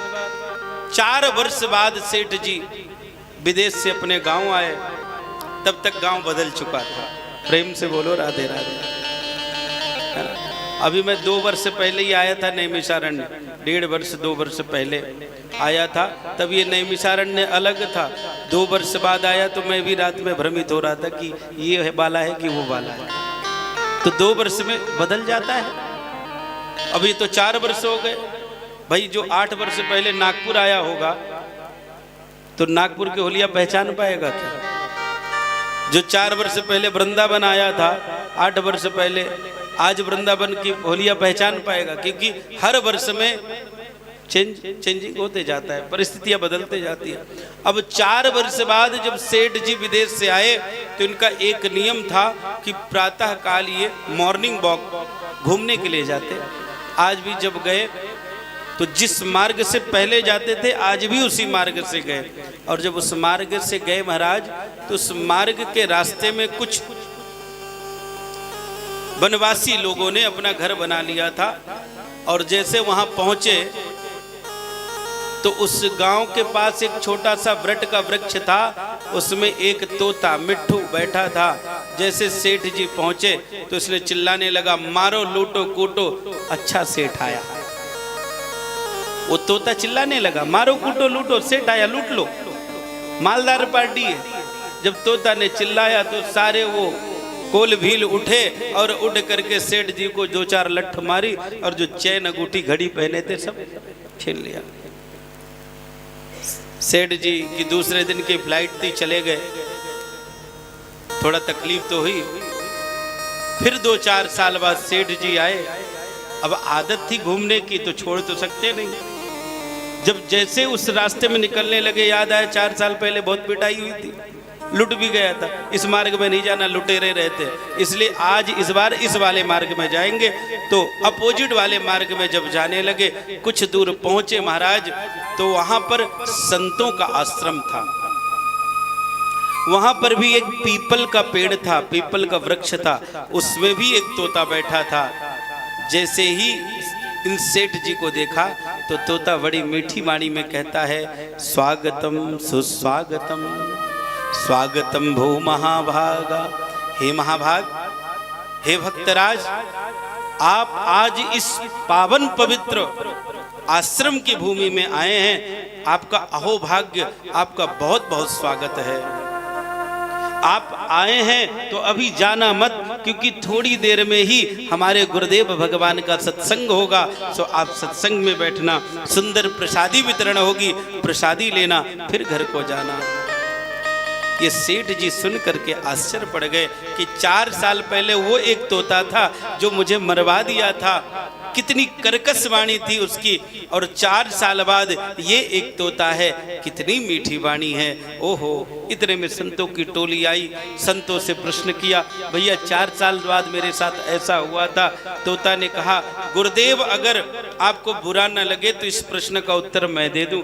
बोले हाँ भक्तराज, तुम ही दे दो। सो तोता सेठ जी से कहता है कि सेठ जी आप बुरा मत मानना, 4 साल पहले जो आपको मरवाया था वो मैं ही था। प्रेम से बोलो राधे राधे। 4 साल पहले जो आपको मरवाया था वो तोता मैं ही था, और 4 साल बाद जो आपका स्वागत कर रहा है वो भी तोता मैं ही हूं। ऐसे कैसे हुआ?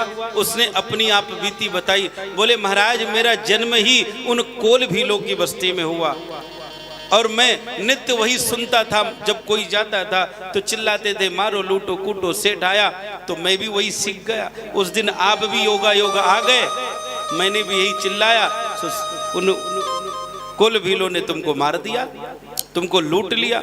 लेकिन एक बार भगवान की कृपा हुई, मैं जब उड़ना सीखा तो उड़ते हुए मैं आसमान की ऊंचाइयों को छूना चाहता था, लेकिन एक बाज गीध ने मुझे मारने का प्रयास किया, और जैसे चोंच का प्रहार मेरे मस्तिष्क में किया, मैं मूर्छित हो गया, और मूर्छित होकर के नीचे गिरने लगा।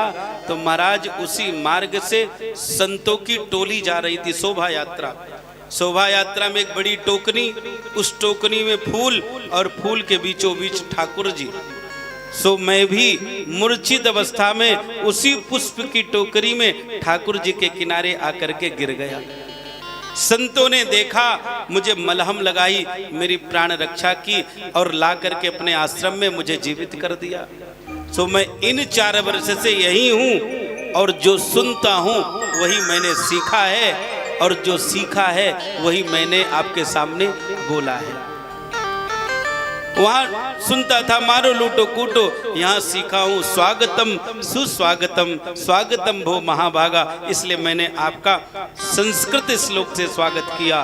तो कहने का तात्पर्य यह है महाराज, इस सत्संग का प्रभाव पशु पक्षियों पे जब हो सकता है तो हम आप पर क्यों नहीं हो सकता है। करत करत अभ्यास से जड़ मत होते सुजान रस।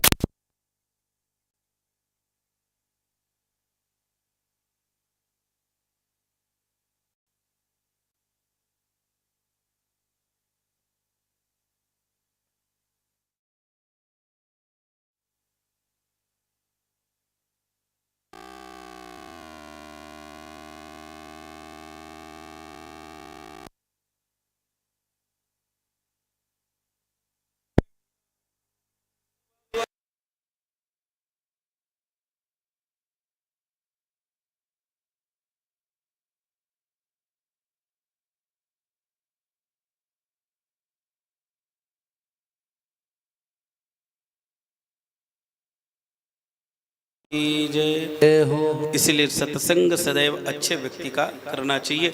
इस प्रकार से बड़ा सुंदर धर्म उपदेश किया राजा श्री परीक्षित को परम पूज्य आचार्य सुखदेव भगवान ने कि जिता सनो जितस्वासो जित संगो जितेंद्रिया। हे राजन, अगर मन को भगवान के चरणों में लगाना है तो इन 3 चीजों को जीतना परम आवश्यक है।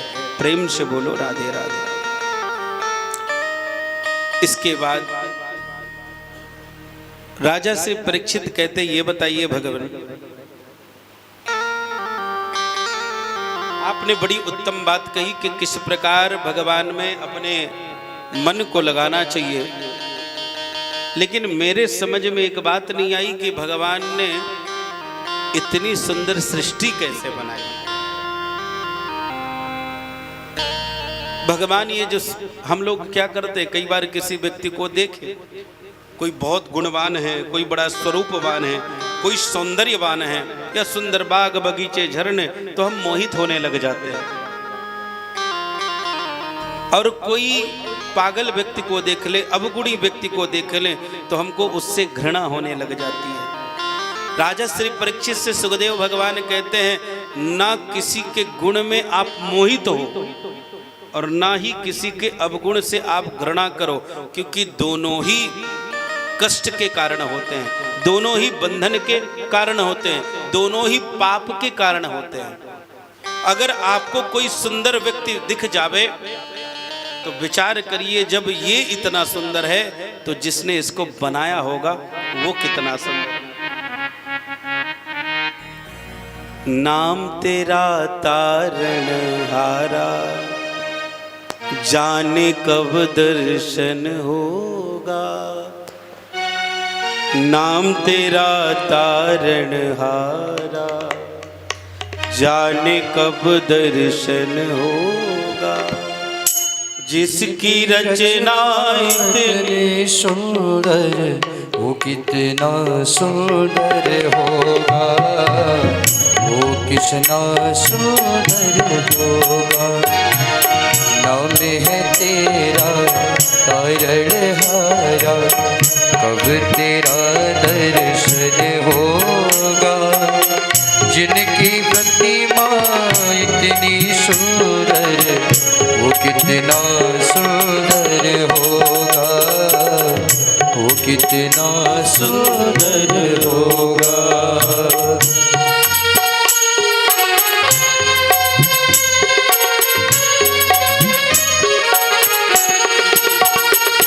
वत्सल भगवान की जय हो। श्री हरि।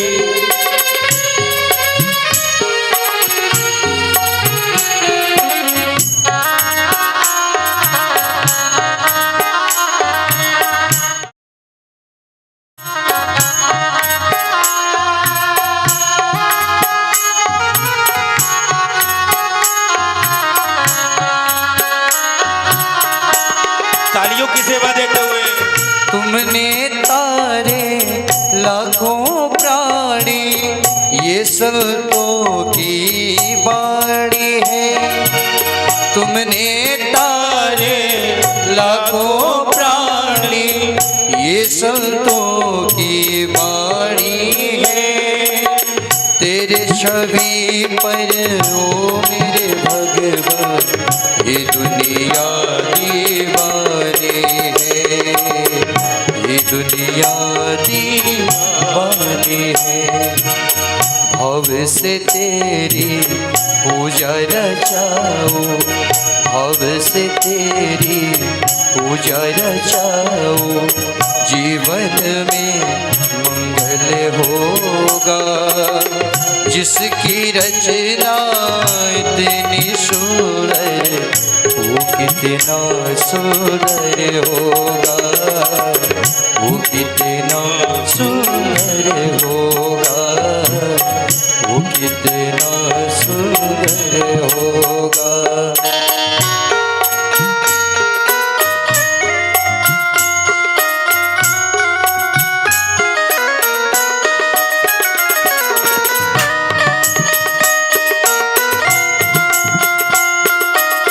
भागवत भगवान की जय हो।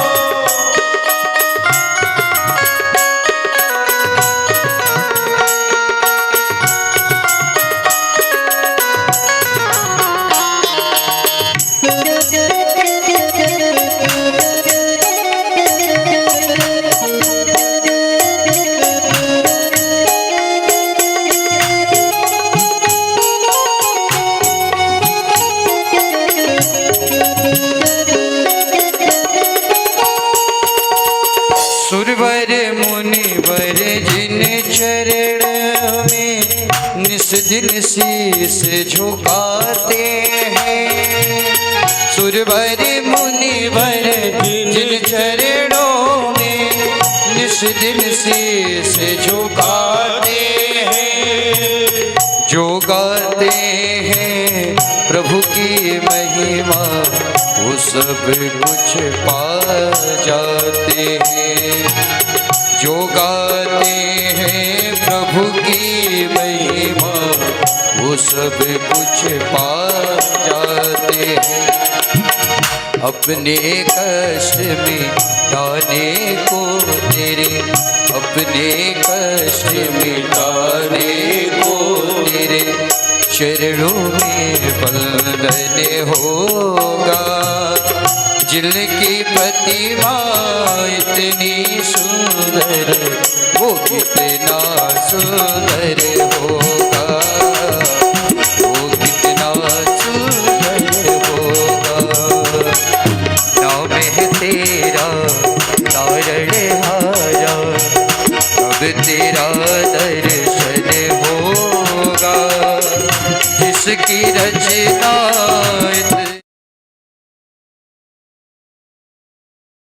सुंदर होगा, वो कितना सुंदर होगा। नाम है तेरा तारणहारा।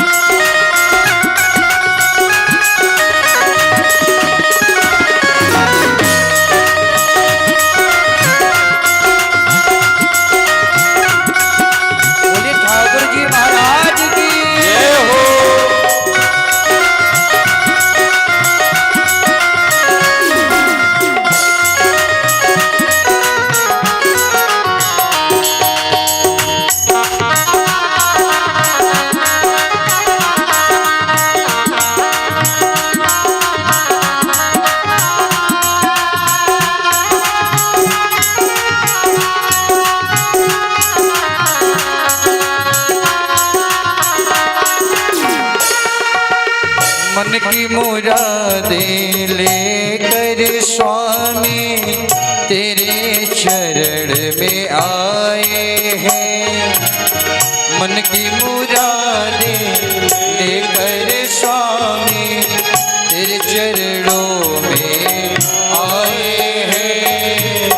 हम बालक हैं तेरे चरण में, तेरे ही गुण गाए हैं। हम बालक हैं तेरे शरण में, तेरे ही गुण गाए हैं। भव से पार वो तरने को, भव से पार वो तरने को गीतों में संगम होगा। गीतों में सरगम होगा। जिसकी रचना इतनी सुंदर वो कितना सुंदर होगा, वो कितना सुंदर होगा। नाम है तेरा तारणहारा, अब तेरा दर्शन होगा। इतनी सुंदर वो कितना सुंदर होगा, वो कितना सुंदर होगा, वो कितना सुंदर होगा, वो कितना सुंदर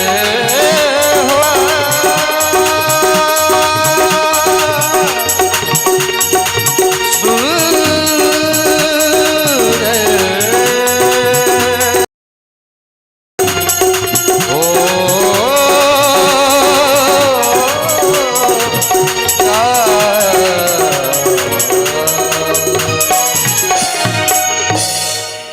भक्त वत्सल भगवान की जय हो। कृष्ण कन्हैया लाल की जय हो। भागवत महापुराण जय की हो। जय जय श्री राधे श्याम।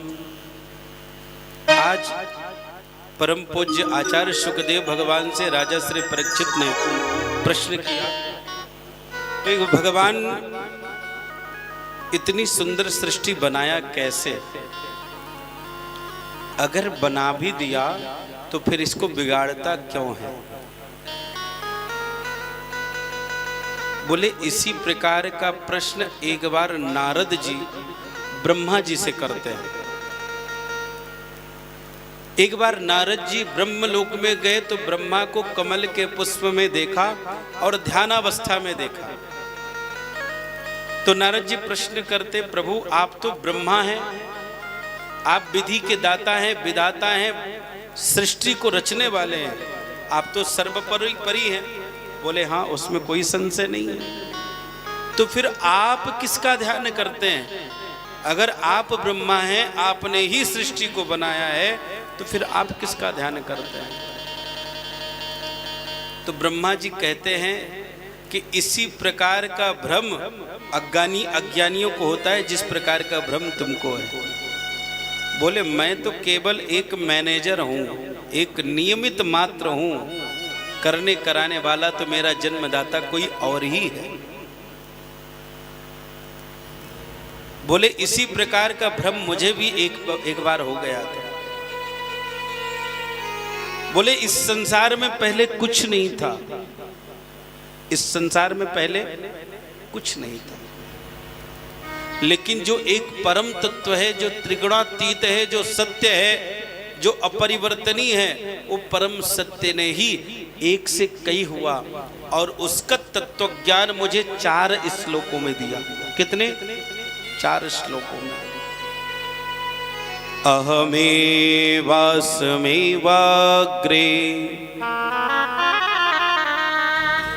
नान्याद्यत सत् सत्परम् पश्चादहं यदेतच्च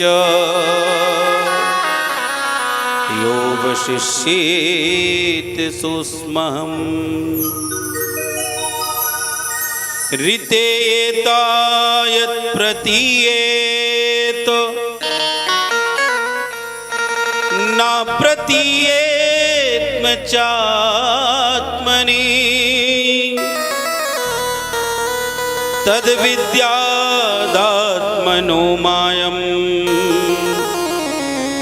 यथा भासो यथा तमः यथा महन्त भूतानि भूतेषु चावशेषनु प्रविष्टन्या प्रविष्टानि तथा तेषु न तेष्वहम्।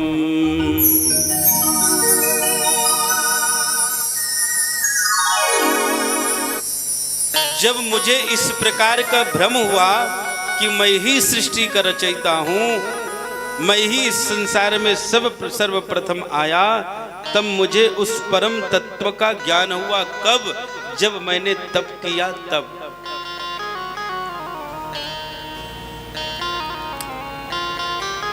बोले इस संसार के जो रचयिता हैं, इस संसार के जो सर्वमूल परब्रह्म हैं, उनका नाम है नारायण। क्या नाम है? ये ब्रह्मा बता रहे हैं नारद जी से। नार मतलब पानी, नार मतलब जल, नीर, और जो उस नीर में अपना अयन अर्थात भवन बनाया हो, उसी का नाम है नारायण। नारधन अयनः बराबर नारायणा। जो नीर में ही अपना अयन शयन करता हो, उसी का नाम है नारायण। बोले इस सृष्टि में पहले कुछ नहीं था, लेकिन उस पर ब्रह्म की इच्छा हुई कि मैं से कई हो जाऊं। तो सबसे पहले उन्होंने जल बनाया, उसमें शेष नाग का बनाया और उसमें शयन किया, और उनकी ही इच्छा से उनकी ही नाभि में से एक कमल की उत्पत्ति हुई। उस कमल में मेरी उत्पत्ति हुई। मेरी जब उत्पत्ति हुई तो मैं एक ही मुख का था। कितने मुख का था? एक ही मुख का। लेकिन मुझे चारों तरफ देखने की इच्छा हुई तो उसकी कृपा से मैं चतुर्मुख हो गया। अब जब मैं चतुर्मुख हो गया, मेरे अंदर कैसे चार मुख आ गए, मैं कैसे उत्पन्न हुआ, मैं अपने आप को जान ही नहीं पा रहा था। मेरे अंदर चार मुख कैसे आए, मैं कौन हूं, मेरी उत्पत्ति कहां से हुई, मैं अपने आप को जान ही नहीं पा रहा था। सो मैं अपने आप को जानने के लिए उस कमल के तंतु में प्रवेश कर गया। कमल का जब आप देखेंगे तो अंदर से फोकला होता है वो, तो उसके जो छोटे छोटे छिद्र हैं उसमें ही मैं सूक्ष्म रूप धारण करके अपना प्रारंभ ढूंढने के लिए निकल पड़ा। हे पुत्र नारद, मैंने अपने आप को ढूंढने का करोड़ों वर्ष प्रयास किया, और ढूंढते ढूंढते डूबते डूबते बाहर अंदर करते करते जब मैं परास्त हो गया, थक गया, तब मैं जो है इसी कमल पे आकर के विश्राम करने लगा, अर्थात नेत्र बंद करके एकाग्र चित्त हो गया।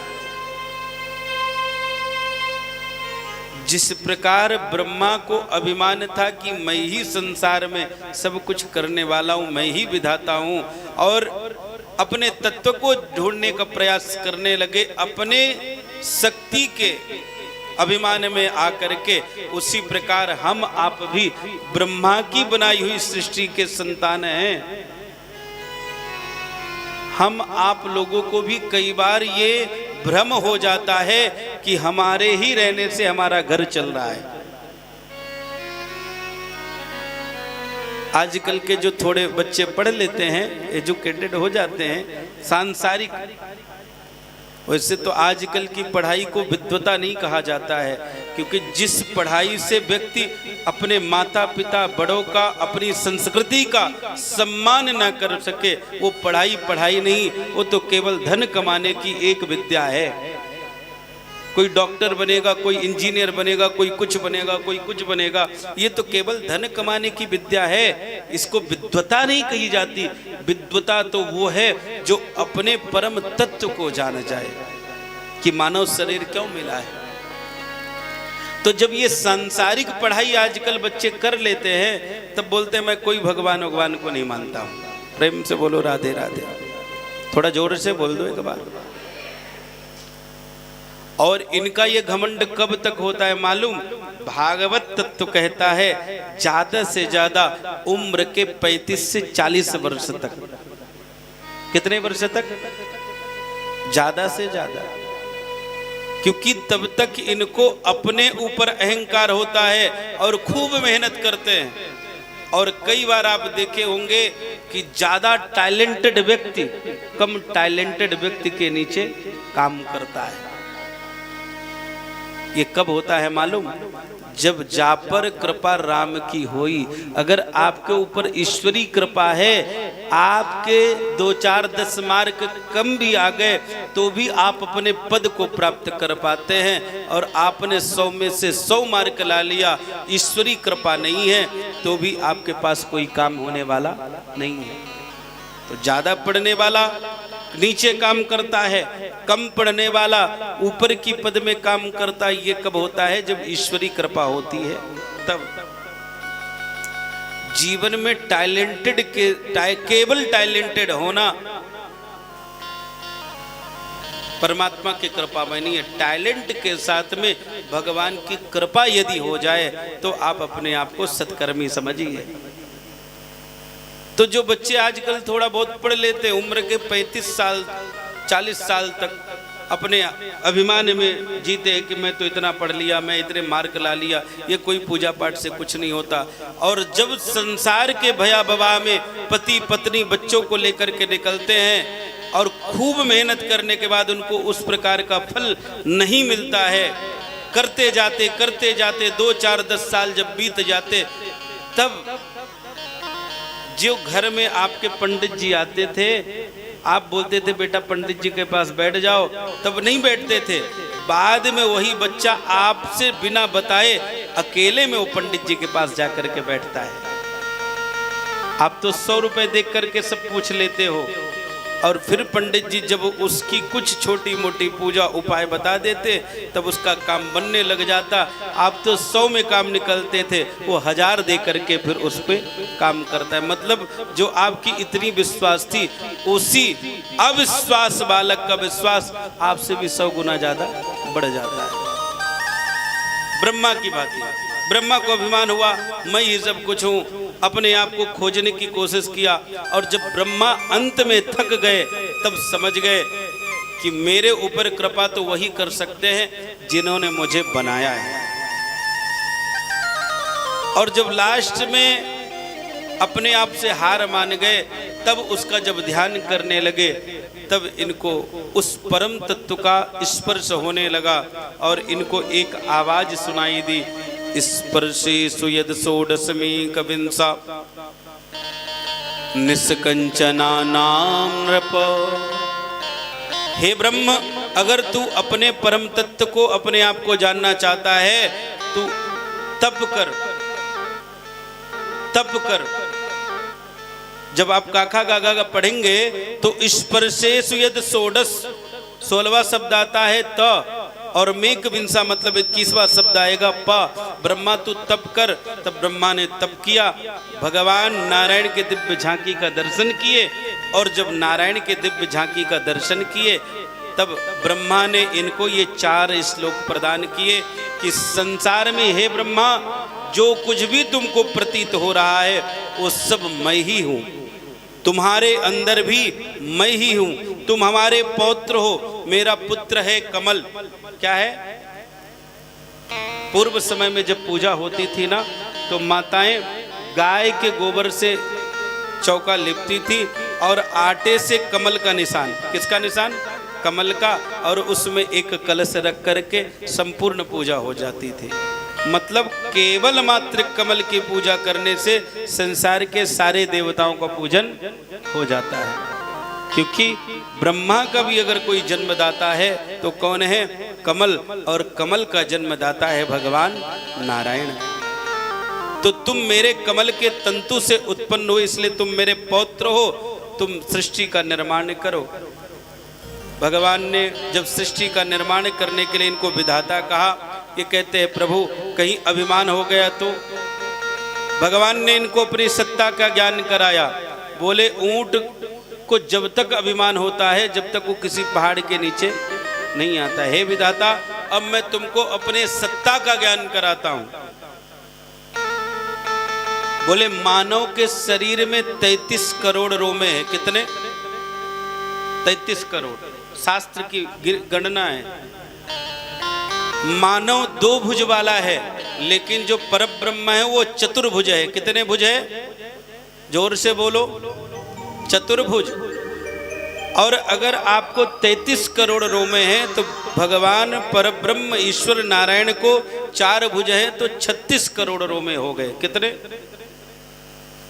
बोले हे ब्रह्मा, मेरे एक रोमे के अंदर 33 करोड़ ब्रह्मांड है। कितने? भगवान विष्णु के एक रोमे में 33 करोड़ ब्रह्मांड है। मतलब तुम्हारे जैसे ब्रह्मा 33 करोड़ हैं। विचार करो, 36 करोड़ रोमे में कितने ब्रह्मांड होंगे, कितनी दुनिया होगी, कितनी पृथ्वी होगी, कितने ब्रह्मा होंगे, तुम इसकी गणना भी नहीं कर सकते हो। इतनी बड़ी मेरी सत्ता है। केवल मैंने तुमको एक ब्रह्मांड का ब्रह्मा बनाया हूँ। ब्रह्मा उनके चरणों में नतमस्तक हुए, प्रणाम किए, वंदन किए। तो इस संसार में पहले कुछ नहीं था। प्रभु इच्छा से ही इस संसार की सुंदर निवृत्ति हुई, वर्णन हुआ। अब बनने के बाद इस संसार में जो कुछ भी है आपको दिख रहा है, हरि व्यापक सर्वत्र समाना। उन सब में कौन है? बोले हमारे भगवान नारायण ही, ईश्वर अंश जीव अविनाशी, हर जीव में उनका। से बोलो राधे राधे। क्योंकि कहीं कुछ गड़बड़ हो गया तो फिर जितना भगवान की कथा सुनोगे नहीं, उससे ज़्यादा भगवान को कुछ आप उल्टा सीधा सुना दोगे तो गड़बड़ हो जाएगा। हाँ, इसलिए खूब श्रृंगार लेके जाना चाहिए, लेकिन नकली लेकर के जाना चाहिए। प्रेम से बोलो राधे राधे। एक और आपसे निवेदन करूं, एक छोटा सा हमारा भी आश्रम है, उसमें कई गौ माताओं की सेवा निरंतर चल रही है। उसमें आप लोग अपना एक तरीके से सहयोग प्रदान कर सकते हैं। ये जो कथा चल रही है ना, यूट्यूब में लाइव चल रही है, यूट्यूब में लाइव चल रही है। आप लोग अपने मोबाइल में गो रस, जिसके पास मोबाइल हो, चैनल ना पता हो तो अपना मोबाइल निकाल लीजिए और इस कथा को आप लोग बाद में भी सुन सकते हो। आप यूट्यूब में जाइए और सर्च करिए गो रस संजय जी महाराज, GO गो, स्पेस डालना है पहले गो के बाद, फिर RAS स्पेस डालना है, संजय जी लिखेंगे तो अपने आप महाराज लिख करके आ जाएगा। गो रस संजय जी महाराज आप जब सर्च करेंगे तो इसमें यहाँ जो कथा चल रही है, कथा आपको लाइव दिखने लग जाएगी। इससे एक फायदा ये होगा कि आपको कथा सुनते सुनते अगर नींद आ गई होगी तो बाद में भी इस कथा को आप सुन सकते हो, है ना। कई बार मन इधर उधर चला जाता है, एक फायदा ये होगा। दूसरा ये होगा कि कथा सुनने से ज़्यादा सुनाने का भी पुण्य मिलता है। तो आप अपने इष्ट मित्र परिवार को ये वीडियो शेयर कर सकते हैं, ये आपके फायदे हैं, है ना। कथा सुनना सुनाना, इसमें एक हमारा भी फायदा है।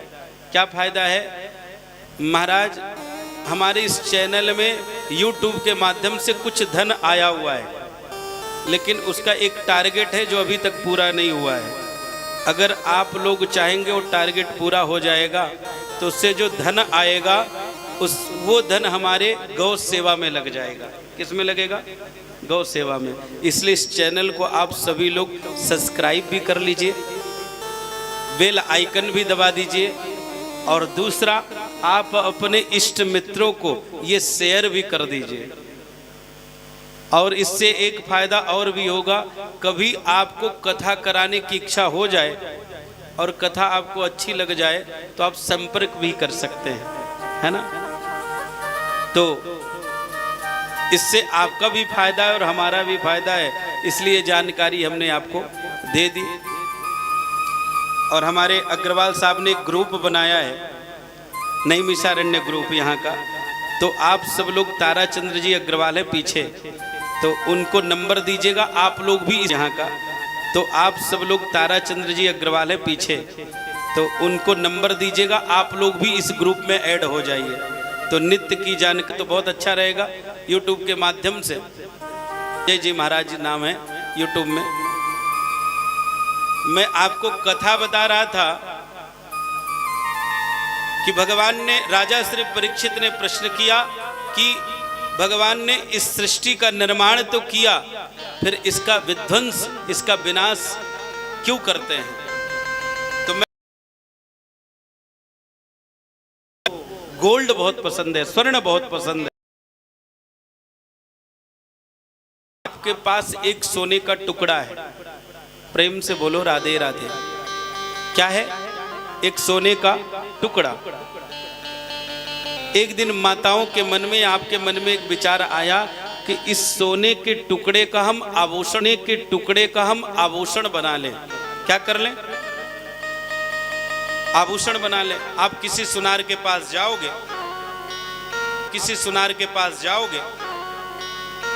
अब जब सुनार के पास जाओगे तो सुनार को जब आप उसको धन दोगे और बोलोगे भैया इस सोने का सुंदर आभूषण बना। अब माताओं को आभूषण बहुत पसंद होता है, ऊपर से नीचे तक का आभूषण होता है, बालों से चालू होता है, बालों में, गले का होगा हार, हाथों की होगी चूड़ी, उंगलियों को होगी मुद्रिका, कमर का होगा करधन, पांव का होगा पायल। अनेक आभूषण आपने बना लिया, लेकिन सब में क्या है? सोना। लेकिन आप उसको सोना बोल रहे हैं क्या? नहीं। जो गले का है उसको हार बोलेंगे, जो नाक का है नथनी। तो सोने का वो जो टुकड़ा था उसका स्वरूप प्रारूप सब बदल गया, नाम भी बदल गया, लेकिन सब में क्या है? सोना। उसी प्रकार इस संसार में भगवान नारायण कहते हैं पहले कुछ नहीं था, लेकिन जिस प्रकार माताएं अपने शरीर को सजाने के लिए आभूषण बनाती हैं, उसी प्रकार हमारे ईश्वर परम सत्य त्रिकालावादिक सत्य नारायण ने अपने ही शरीर से आभूषण बना दिए। मानव, पुरुष, नारी, जीव, जंतु, बाग बगीचे, जल, पहाड़, अंडज, उद्भिज, सारी प्रकार के सुंदर चीजें भगवान ने बना दिया, आभूषण बना दिया, जैसे आपने बनाया। अब बन तो गया, लेकिन ये बिगड़ता क्यों है? मान लीजिए माताओं ने इसी आभूषण को पहन करके कोई तीर्थ करने जाने के लिए निकल पड़ी। कई बार होता है आचार्य जी, आशीष भैया, कई बार बड़ी बड़ी कथाओं से लोग कथा सुनने कम आते हैं, चोरी करने ज्यादा आ जाते हैं। इसीलिए हम कथा में हमेशा निवेदन करते कि आभूषण पहन करके मत जाओ, है ना। तो आप जब कथाओं में या कहीं तीर्थ करने जाओ या किसी के शादी में जाते जाते अगर आपका आभूषण कोई गले से खींच ले, तो महाराज कान से खींच ले, और जब कान से खींचेगा तो आभूषण तो जाएगा, साथ में आधा कान भी चला जाएगा। अब बताओ, एक तो लाखों का कान का चला जाए और आधा कान चला जाए, फिर आप जाओगे तीर्थ करने, फिर तो बोलोगे महाराज जी टिकट कैंसिल करो, अब नहीं जाना है। क्यों? क्योंकि महाराज जी आपके चक्कर में मेरा कान का भी चला गया और आधा कान भी चला गया। अब हम इलाज कराएं कि हम आपके साथ तीर्थ करने जाएं? तो कहने का भाव क्या है महाराज, ऐसी अवस्था में आपको गुस्सा लगेगी, और गुस्सा लगेगी तो कुछ माताओं को ज़्यादा ही गुस्सा आती है, सब उठा करके महाराज, वो पहले वो होता था ना मसाला पीसने के लिए, उसको खलबत्ता बोलते थे, हाँ,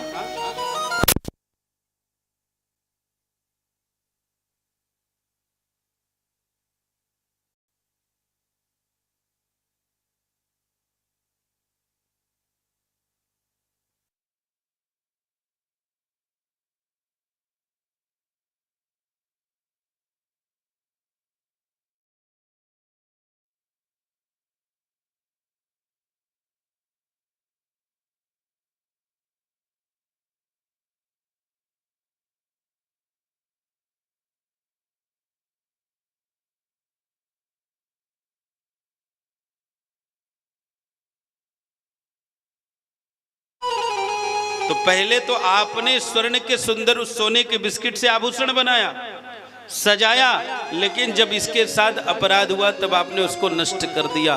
उसी प्रकार मेरा ईश्वर है, पहले इस संसार में कुछ नहीं था, उसने सोचा मैं से कई हो जाऊं, सुंदर सजाया। कैसे सजाया? पशु बनाया, पक्षी बनाया, जीव बनाया, जंतु बनाया, पुरुष बनाया, नारी बनाया, पहाड़ बनाया, बाग बगीचे बनाया, सुंदर प्राकृतिक बनाई, नदियां बनाया, तालाब बना, सब परमात्मा ने सुंदर इसको सजाया।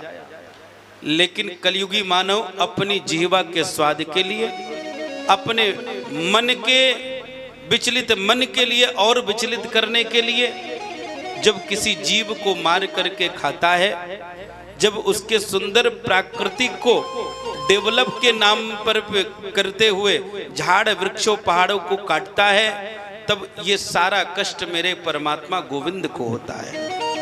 और जब ये पाप की पराकाष्ठा बढ़ने लग जाती है, तो जिस प्रकार आपके आधा कान और स्वर्ण जाने पर आपको क्रोध आया और आपने खलबट्टे में डाल करके स्वर्ण आभूषणों को नष्ट कर दिया, उसी प्रकार मेरा परमात्मा भी प्रलय काली समुद्र को बुला करके सारी सृष्टि का विनाश कर देता है, और इस संसार में कुछ भी नहीं बचता है। तो सृष्टि बनने के पहले नारायण, बनने के बाद भी स्वरूप चेंज हुआ, उसका नाम पड़ गया भगवान। भा से भूमि, गा से गगन, वा से वायु, आ से अग्नि, ना से नीर, इन पंच तत्वों में भगवान ने इस सृष्टि को सजा करके प्राकृतिक में विलीन हो गया।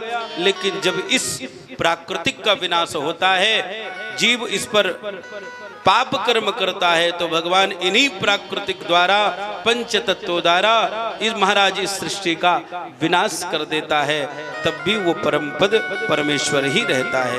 बोले भक्त वत्सल भगवान की जय हो। ऐसे सुंदर भगवान की सृष्टि।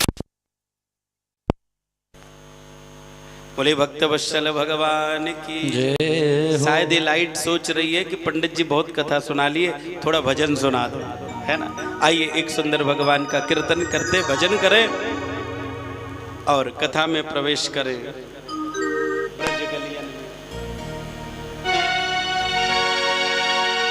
बोली वृंदावन की जय। हरि ब्रज गलियन में झूम झूम के, हरि मन की तपन बुझाओ,